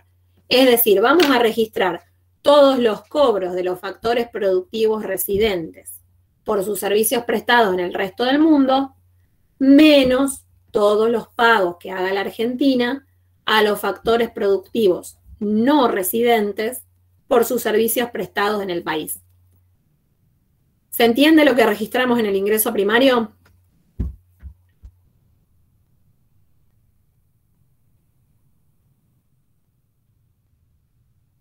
Más o menos, ¿qué no se entiende? ¿Qué se entiende? Por ahora. Sí, profe, ¿me podría repetir la última parte de la oración? Sí, repito todo porque no sé cuál era la última parte de la oración, aparte yo voy hablando y digo, pero bueno, en definitiva, ¿qué es lo que vamos a estar registrando? Los cobros y los pagos a los factores productivos, residentes y no residentes. Es decir, vamos a registrar como ingreso todos los cobros de nuestros factores productivos residentes por sus servicios prestados afuera, en el resto del mundo, y vamos a registrar como egreso los pagos que realice Argentina a los factores productivos no residentes por sus servicios prestados en el país, ¿sí? Todo eso es lo que vamos a registrar en el ingreso primario. Los pagos a los factores productivos, pero siempre que sean entre residentes y no residentes, ¿sí? Recuerden que en el balance de pagos solo se registran transacciones económicas entre residentes y no residentes. ¿Algún comentario? ¿Podemos seguir? Sí. Adriel. Bien. Profe, una consulta. Siempre que hablamos de estas cifras, ¿nos referimos a dólares? Sí, lo vamos a registrar en moneda internacional, ¿sí? Porque aparte tenemos que tener, es la moneda en la que operan las transacciones económicas internacionales, ¿sí? Y también, no lo aclaré, pero siempre vamos...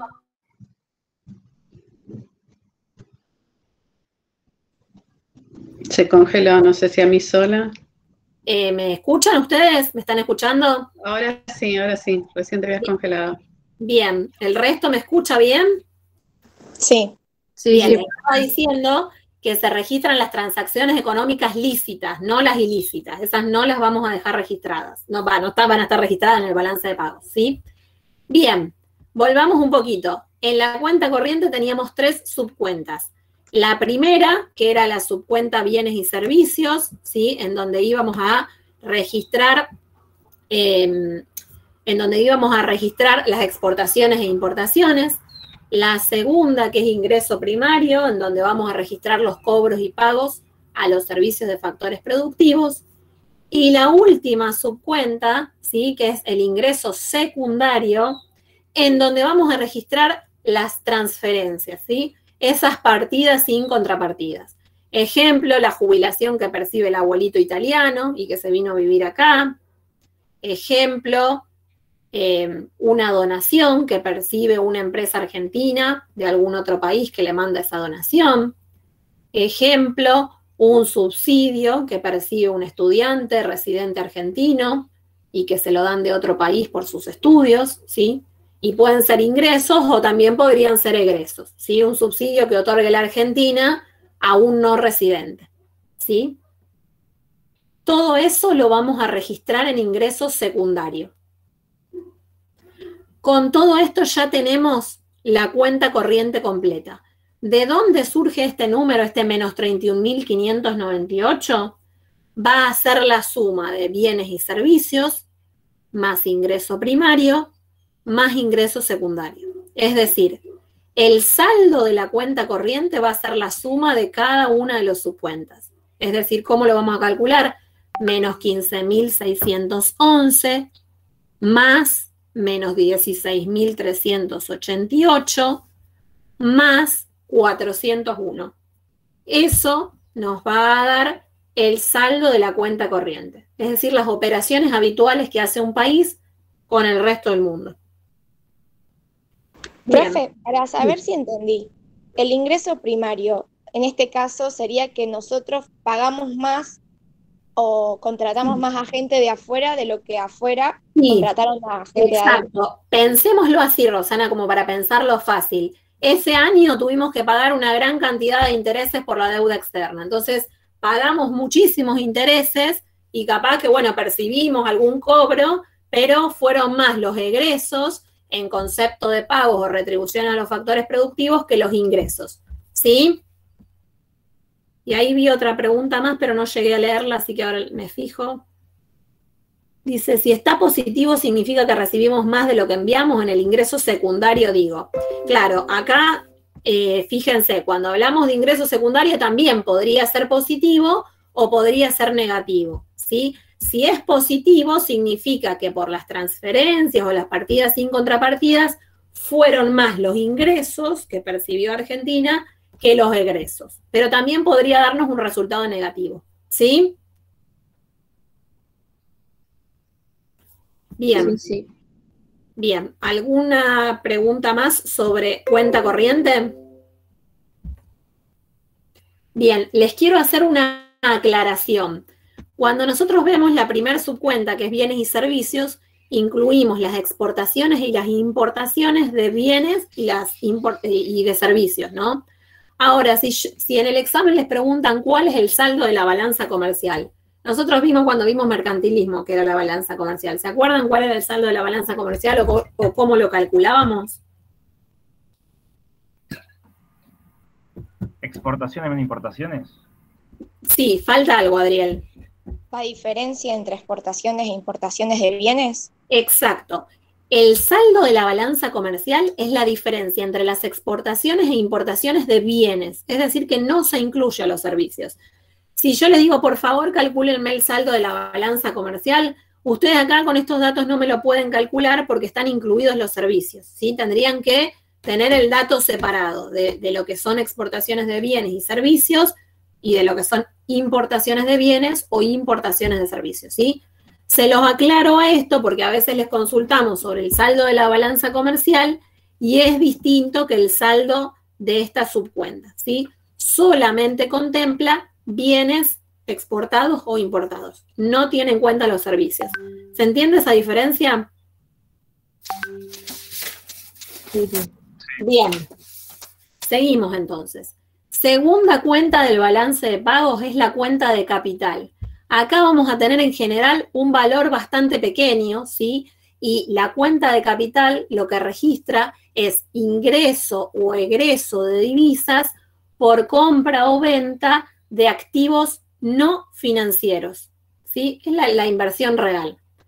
Por ejemplo, vamos a poner algún ejemplo ahí, se registran los pases de futbolistas internacionales, vamos a registrarlo en la cuenta de capital, se registra alguna compra de patente dentro de la cuenta de capital, se registra alguna compra o venta de un fondo de comercio dentro de la cuenta de capital, ¿sí?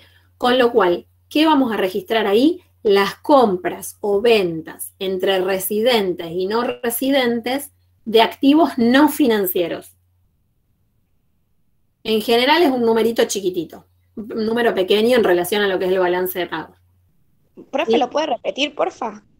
Sí, de todas maneras eso está escrito acá adelante. Ahora después lo vamos a repasar. Fíjense, cuenta de capital muestra la compra y venta entre residentes y no residentes de activos no financieros. ¿Sí? Después esto se los mando todo para que lo tengan todo escrito. De todas maneras, todo esto está, como siempre les digo, en los apuntes de cátedra. Tercer cuenta del balance de pagos es la cuenta financiera.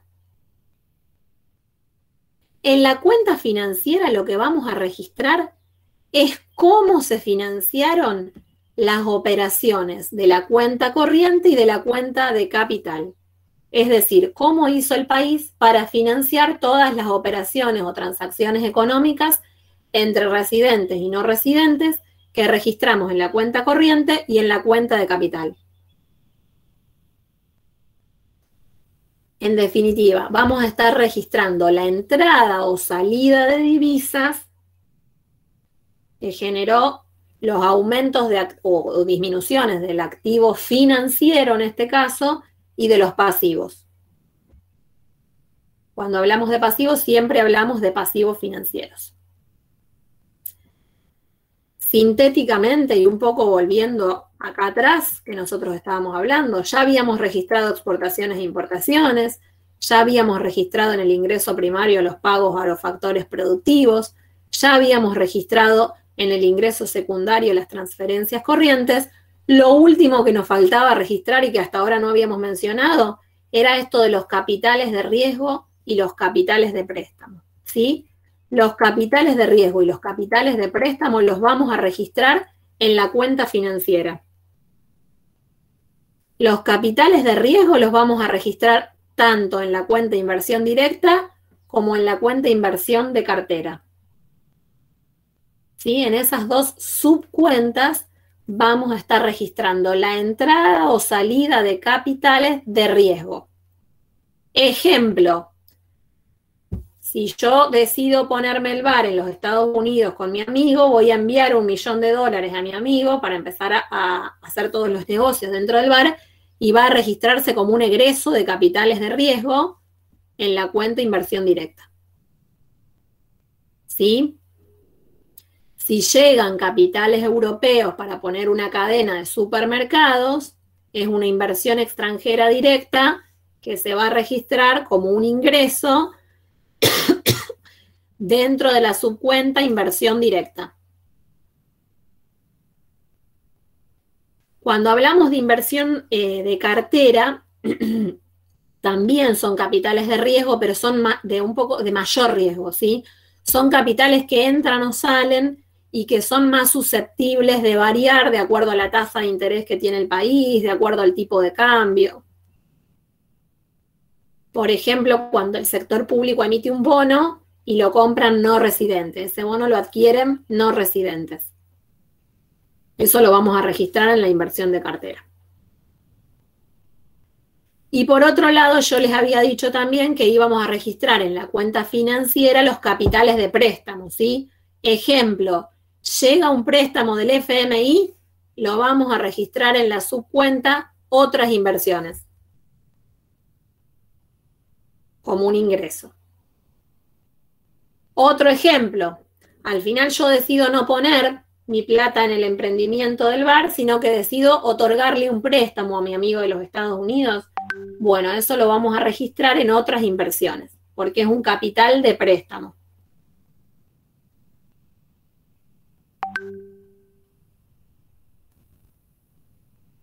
Y por último, acá hay una sola cuentita que no hablé, que es la última, que es la de activos de reserva.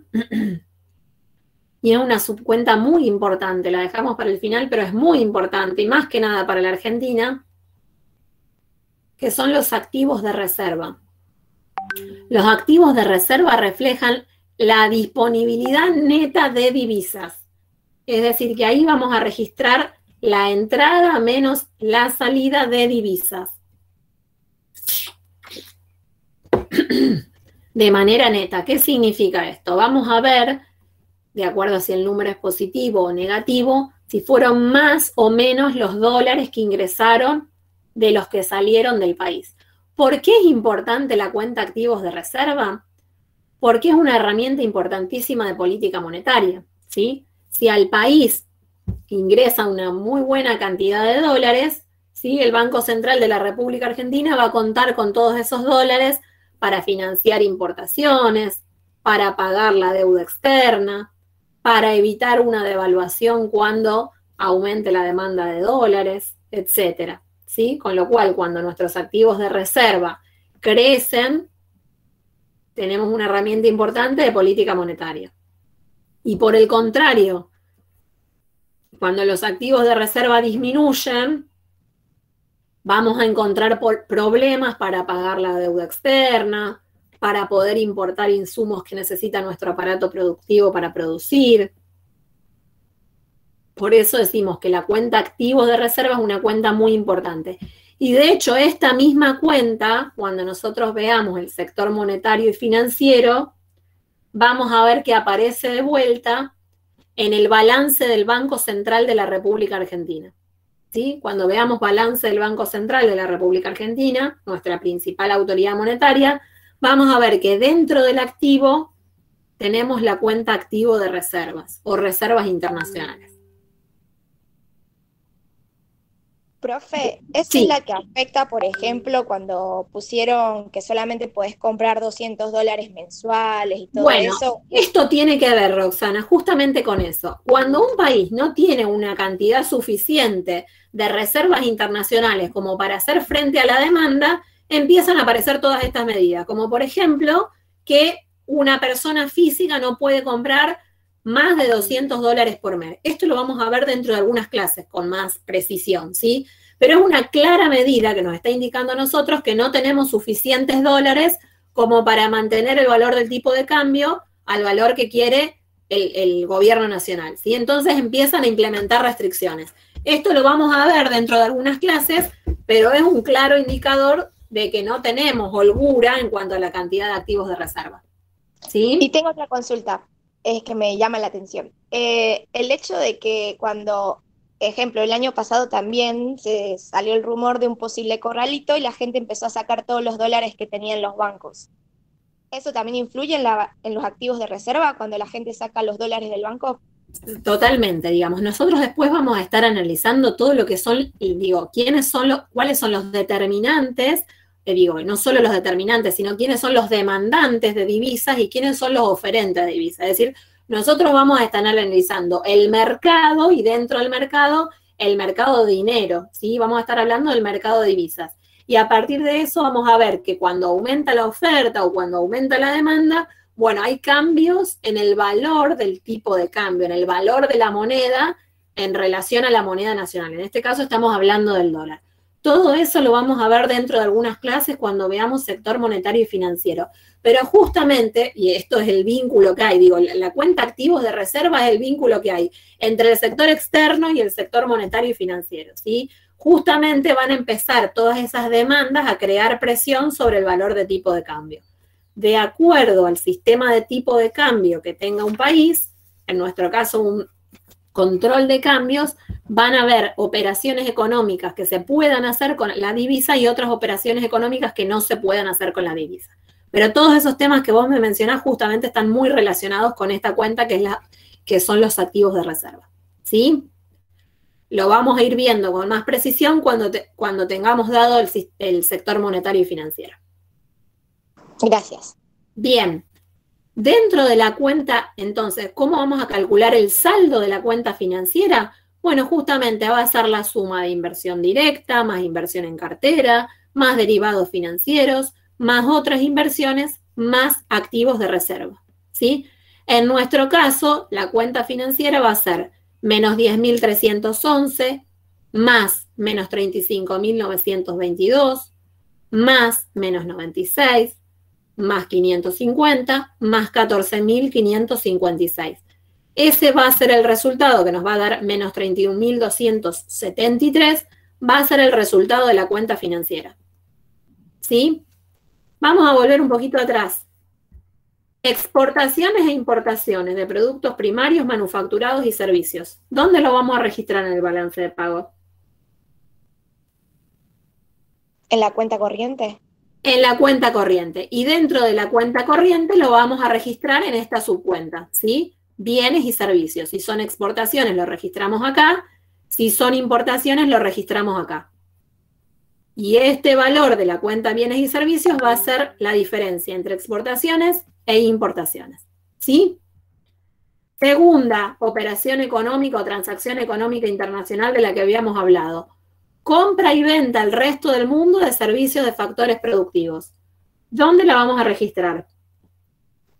En el ingreso primario de las cuentas corrientes. Bien, en la cuenta corriente. Y dentro de la cuenta corriente la vamos a registrar en la segunda de las subcuentas, que es el ingreso primario, ¿sí? Ahí vamos a registrar todas las compras y ventas de servicios de factores productivos. Me salteo, me voy a la D. Transferencias corrientes. ¿Dónde vamos a registrar las transferencias corrientes?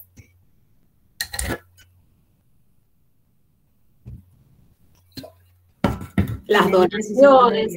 El ingreso secundario. Perfecto. En la cuenta corriente y dentro de la cuenta corriente, en la subcuenta ingreso secundario. ¿Sí? Por último, los capitales de riesgo y los capitales de préstamo los vamos a estar registrando en la cuenta financiera. ¿Sí? Acá, como les decía, les traje como una breve síntesis como para que ustedes lo recuerden. De todas maneras, como les decía, lo tienen todo en los apuntes.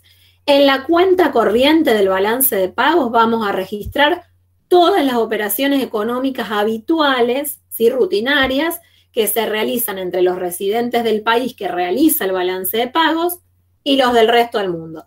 Exportaciones e importaciones de bienes y servicios, pagos o retribuciones a los factores productivos y transferencias, donaciones, ayudas.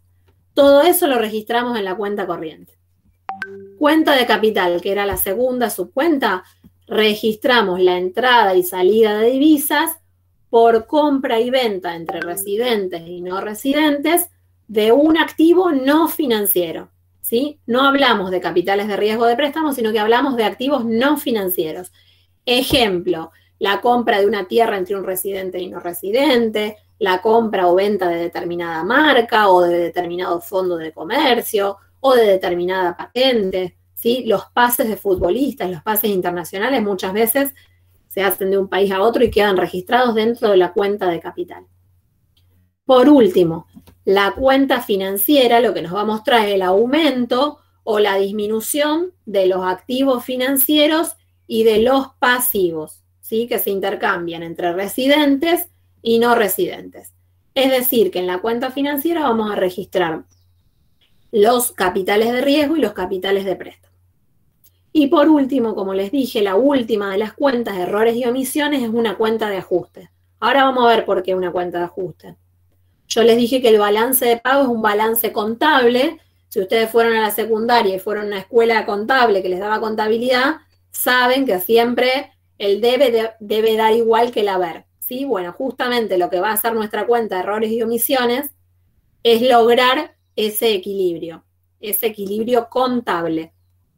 Ahora vamos a ver por qué. Bueno, y acá les registré qué significaba esta cuenta de activos de reserva, ¿sí? La última subcuenta de la cuenta financiera, ahí les dejé la definición. Ya lo vimos, así que lo van a leer ustedes después en sus casas.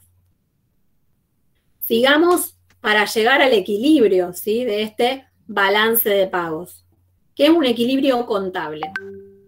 ¿Cómo vamos a llegar? Saldo de la cuenta corriente más el saldo de la cuenta de capital va a ser siempre igual al saldo de la cuenta financiera.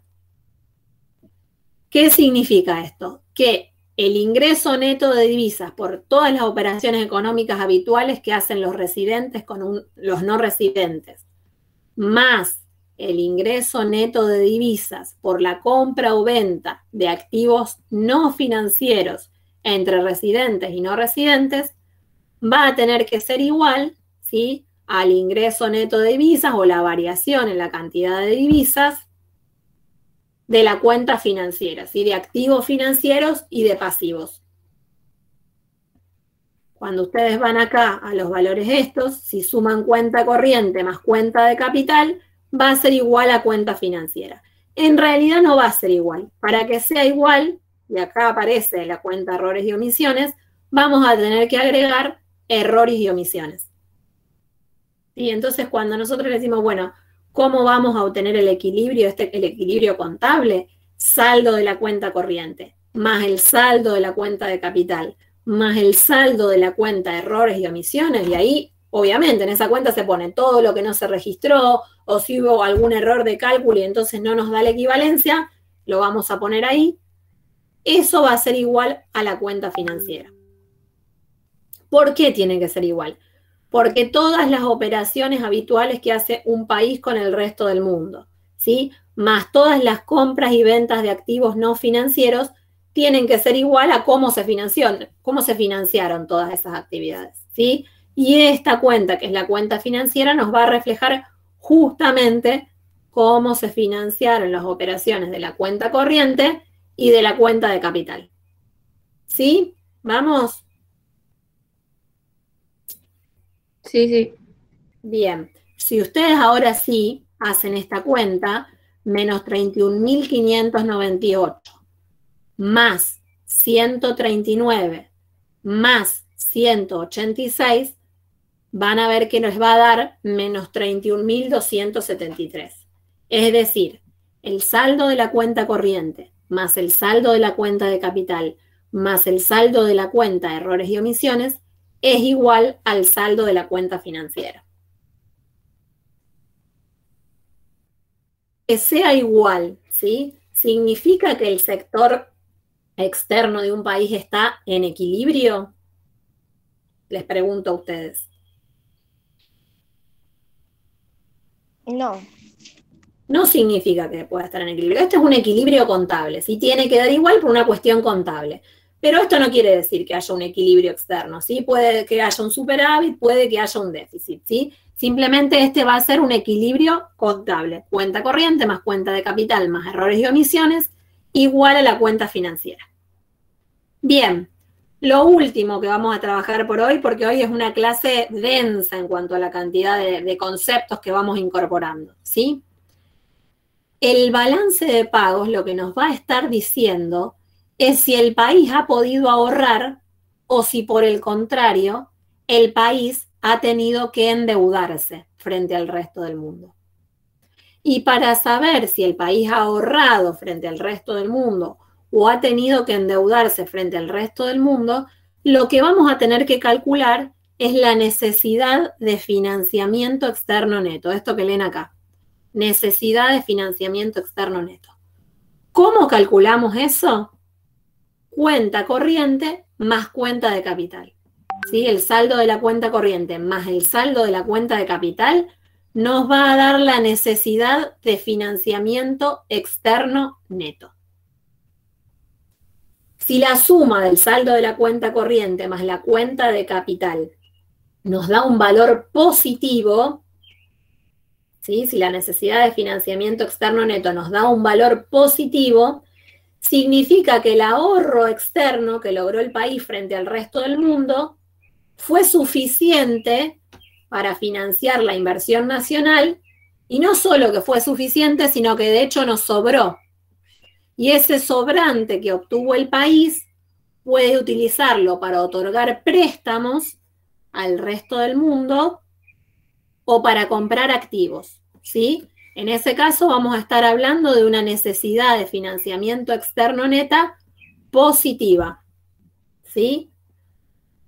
Cuando es positivo hablamos de un préstamo neto. Significa que el país, con lo que obtuvo, con las operaciones económicas que realizó con el resto del mundo, le alcanzó para financiar su inversión nacional y de hecho le sobró, con lo cual puede prestarle dinero a otras economías o puede comprar activos. Otra opción, otro resultado posible es un saldo negativo, ¿sí?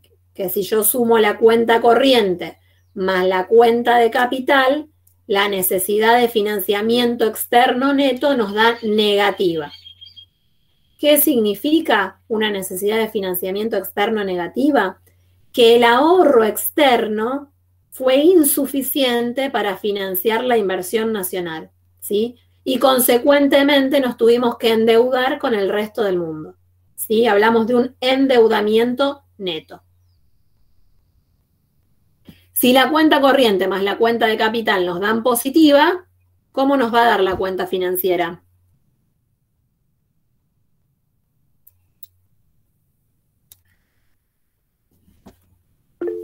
Positiva, nos dice Juan Cruz. Muy bien. Si la cuenta corriente más la cuenta de capital nos dan positivas, obviamente la cuenta financiera nos va a tener que dar positiva, ¿sí? Porque si no, esa igualdad no se va a cumplir.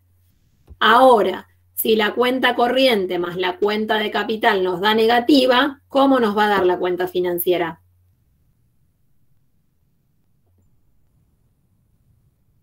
Negativa. Negativa, ¿sí? Bueno, fíjense, acá tenemos la del 2017. Cuenta corriente menos 31.151. Ese dato lo sacamos del balance de pago que recién estuvimos viendo. Cuenta de capital 173, ¿sí? Sumamos cuenta corriente más cuenta de capital. Menos 31.151 más 173 nos da una necesidad de financiamiento externo neto igual a menos 30.978. ¿Sí? Nos da un valor negativo. Es decir, que estamos hablando de endeudamiento neto. Tuvimos que pedir, pésimo no fue, ¿sí? Tuvimos que pedir préstamos al resto del mundo. Bueno, Juan Cruz, yo te voy a contestar una cosa. Depende para qué usamos ese dinero, ¿sí? Una cosa es si tuvimos que pedir préstamos al resto del mundo para pagar deudas anteriores, ¿sí? Con lo cual nos estamos endeudando más para seguir pagando deuda. Y otra cosa es si usamos ese dinero que pedimos prestado para hacer inversiones en infraestructura que van a incrementar nuestra capacidad productiva, que nos van a permitir producir una mayor cantidad de bienes y servicios y que el día de mañana nuestra economía va a tener posibilidades de pagar ese endeudamiento porque va a crecer mucho, ¿sí? En general, nosotros conociendo nuestro país lo vemos como algo negativo porque sabemos que generalmente es deuda para pagar más deuda. Ahora, podría no ser así, ¿sí? Como para que tengamos en cuenta, ¿sí? Fíjense, 2018 también. Necesidad de financiamiento externo neto negativo, también endeudamiento. 2019, también negativo, pero bastante más chico. Y fíjense en el 2020. En el 2020 dio positivo, ¿sí? 3.105. Y ahí tuvo que ver con que cayeron bastante las importaciones también, ¿sí? Hay que ver cuáles de las subcuentas crecieron y cuáles cayeron, ¿sí? Bien, vamos a seguir ahora con el ejercicio que había quedado pendiente de tarea, ¿sí? Y para la próxima clase, había quedado de tarea las actividades prácticas, el ejercicio creo que era el número 2. Para la próxima clase, y esto les voy a pedir por favor que lo hagan, de las actividades prácticas del ejercicio 4 y 5. Porque como verán, estos temas son bastante complicados, así que necesitamos que ustedes los vayan llevando al día para poder revisar si se entienden. Antes de arrancar con la actividad práctica que había quedado pendiente de tarea, ¿alguna duda sobre lo que estuvimos dando hoy? Que puedan nombrar ahora que todavía no leyeron, ¿no? Después cuando lean me pueden plantear todas las dudas que necesiten. ¿Hay alguna duda sobre esos temas de hoy? No, por el momento. Bien. Por ahora no. Bien, para la próxima clase entonces van a leer todo el sector externo, al menos hasta donde vimos, que es ahorramos o debemos. Leen hasta ese punto en los apuntes de cátedra y me plantean todas las dudas que haya. Y hagan las actividades prácticas 4 y 5. El balance es únicamente a nivel nacional. Juan Cruz, vamos a registrar, si me estás hablando del balance de pagos, vamos a registrar si cada nación tiene el suyo, ¿sí? Cada país va a tener su balance de pagos. Y cada país va a registrar las operaciones económicas entre sus residentes y los no residentes, ¿sí? Bien. No, lo vamos a registrar a nivel nacional, es decir, vamos a registrar todas las operaciones económicas. Después, obviamente, hay provincias que van a tener mayor incidencia porque son provincias más exportadoras y otras que menos, pero todo el registro va a ser a nivel nacional. Bien. Vamos entonces a arrancar con la actividad práctica número 2 que había quedado pendiente. ¿La pudieron hacer? No. ¿Alguien la pudo hacer? Yo no, profe. No la puse. Bueno. No sé si la pudieron hacer alguno o no. Yo tampoco, profe. Bien. ¿Tuvieron algún examen? Bien, acá Zoe dice que sí. ¿Están con algún examen? Bueno, en todo caso, si les parece, la corregimos igual, como para que ustedes la vayan leyendo, pero sí pedirles que traten de tener al día, porque recuerden que el 24 de noviembre, que llega pronto, tenemos el integrador y tenemos que ir bien al día con la materia para poder promocionarla, ¿sí? Todos los que han sacado más de 5 tienen grandes posibilidades de poder regularizar o promocionar la materia, y yo les digo siempre, las materias que se pueden promocionar, hay que promocionarlas. Así que esta es una de ellas, y los que tienen menos de 5 todavía tienen posibilidades, así que no quiere decir que no estén en condiciones de hacerlo. Analía, ¿querés revisar vos ese ejercicio o querés que siga yo con el ejercicio 2, como prefieras? No te escuchamos, Analía. Ahí está. Como quieran, si quieren lo vemos. ¿Hay alguno que lo haya resuelto? ¿Quieren que lo lea y vemos? Bueno, ahí le dan, dice, en base a los datos que se muestran a continuación de las erogaciones de la provincia de Santa Fe de septiembre del 2019, clasificación económica por objeto en millones de pesos. Y tienen el cuadro con los gastos corrientes y de capital. El punto A era diferencia entre gastos corrientes y de capital y calcule el porcentaje de participación en cada uno de los gastos. ¿Alguien lo resolvió? ¿Qué diferenciaba gastos corrientes de capital?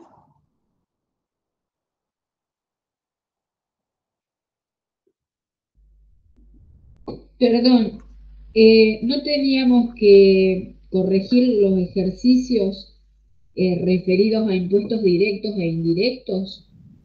No, Claudia, eso lo habíamos hecho directamente en clase, ¿se acuerdan que lo revisamos en clase? En todo caso, si hay alguna duda, lo volvemos a revisar. Lo que había quedado pendiente era justamente esa actividad práctica número 2, de gastos corrientes y de capital. ¿Alguien la pudo resolver?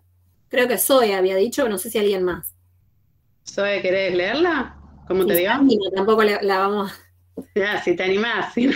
Yo puse, o sea, como diferencia, puse que los gastos corrientes hacen al normal funcionamiento del Estado, mientras que los gastos de capital se ejecutan en más de un periodo presupuestario relacionado a inversiones. Y después, muy bien.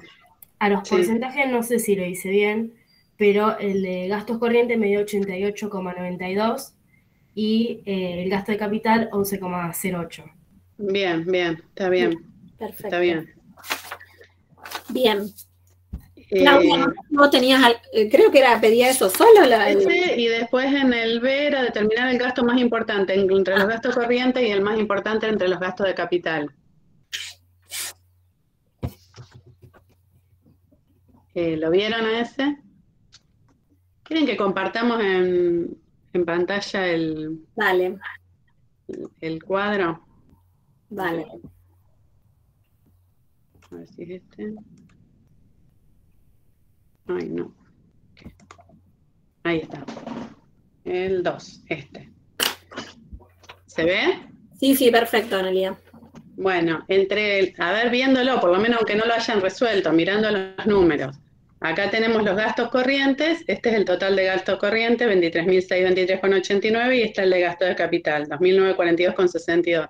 Dentro de los gastos corrientes, ¿cuál es el que mayor incidencia? ¿Cuál es el más importante? Las remuneraciones.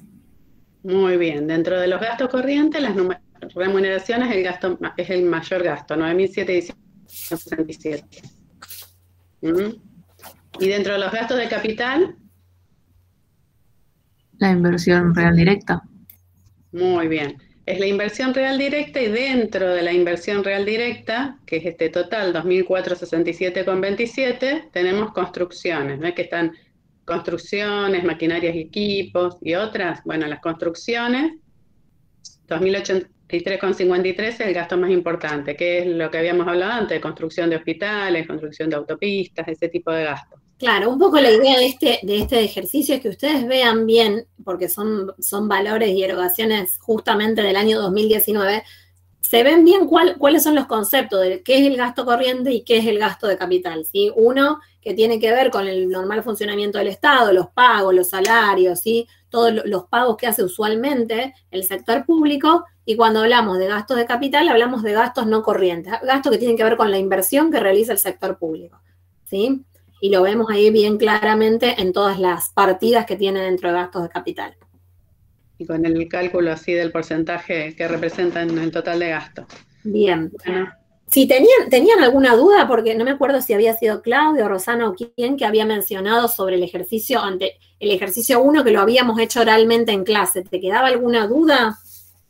¿Quedaba alguna duda sobre ese tema o algo?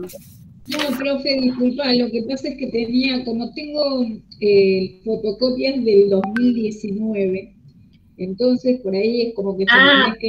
Bien, las actividades prácticas cambiaron en 2021, así que Claudia, en todo caso, te sugiero tanto la bibliografía, que antes la bibliografía era otra, como las actividades prácticas del sector externo se modificaron, ¿sí? Así que, Claudia, te sugiero que te bajes los apuntes de cátedra de este año, porque obviamente son similares a lo que trabajábamos antes, pero hay algunas modificaciones, así que del sector externo te sugiero que te bajes tanto la bibliografía como las actividades prácticas, porque se han modificado en el año 2021, este año se modificaron.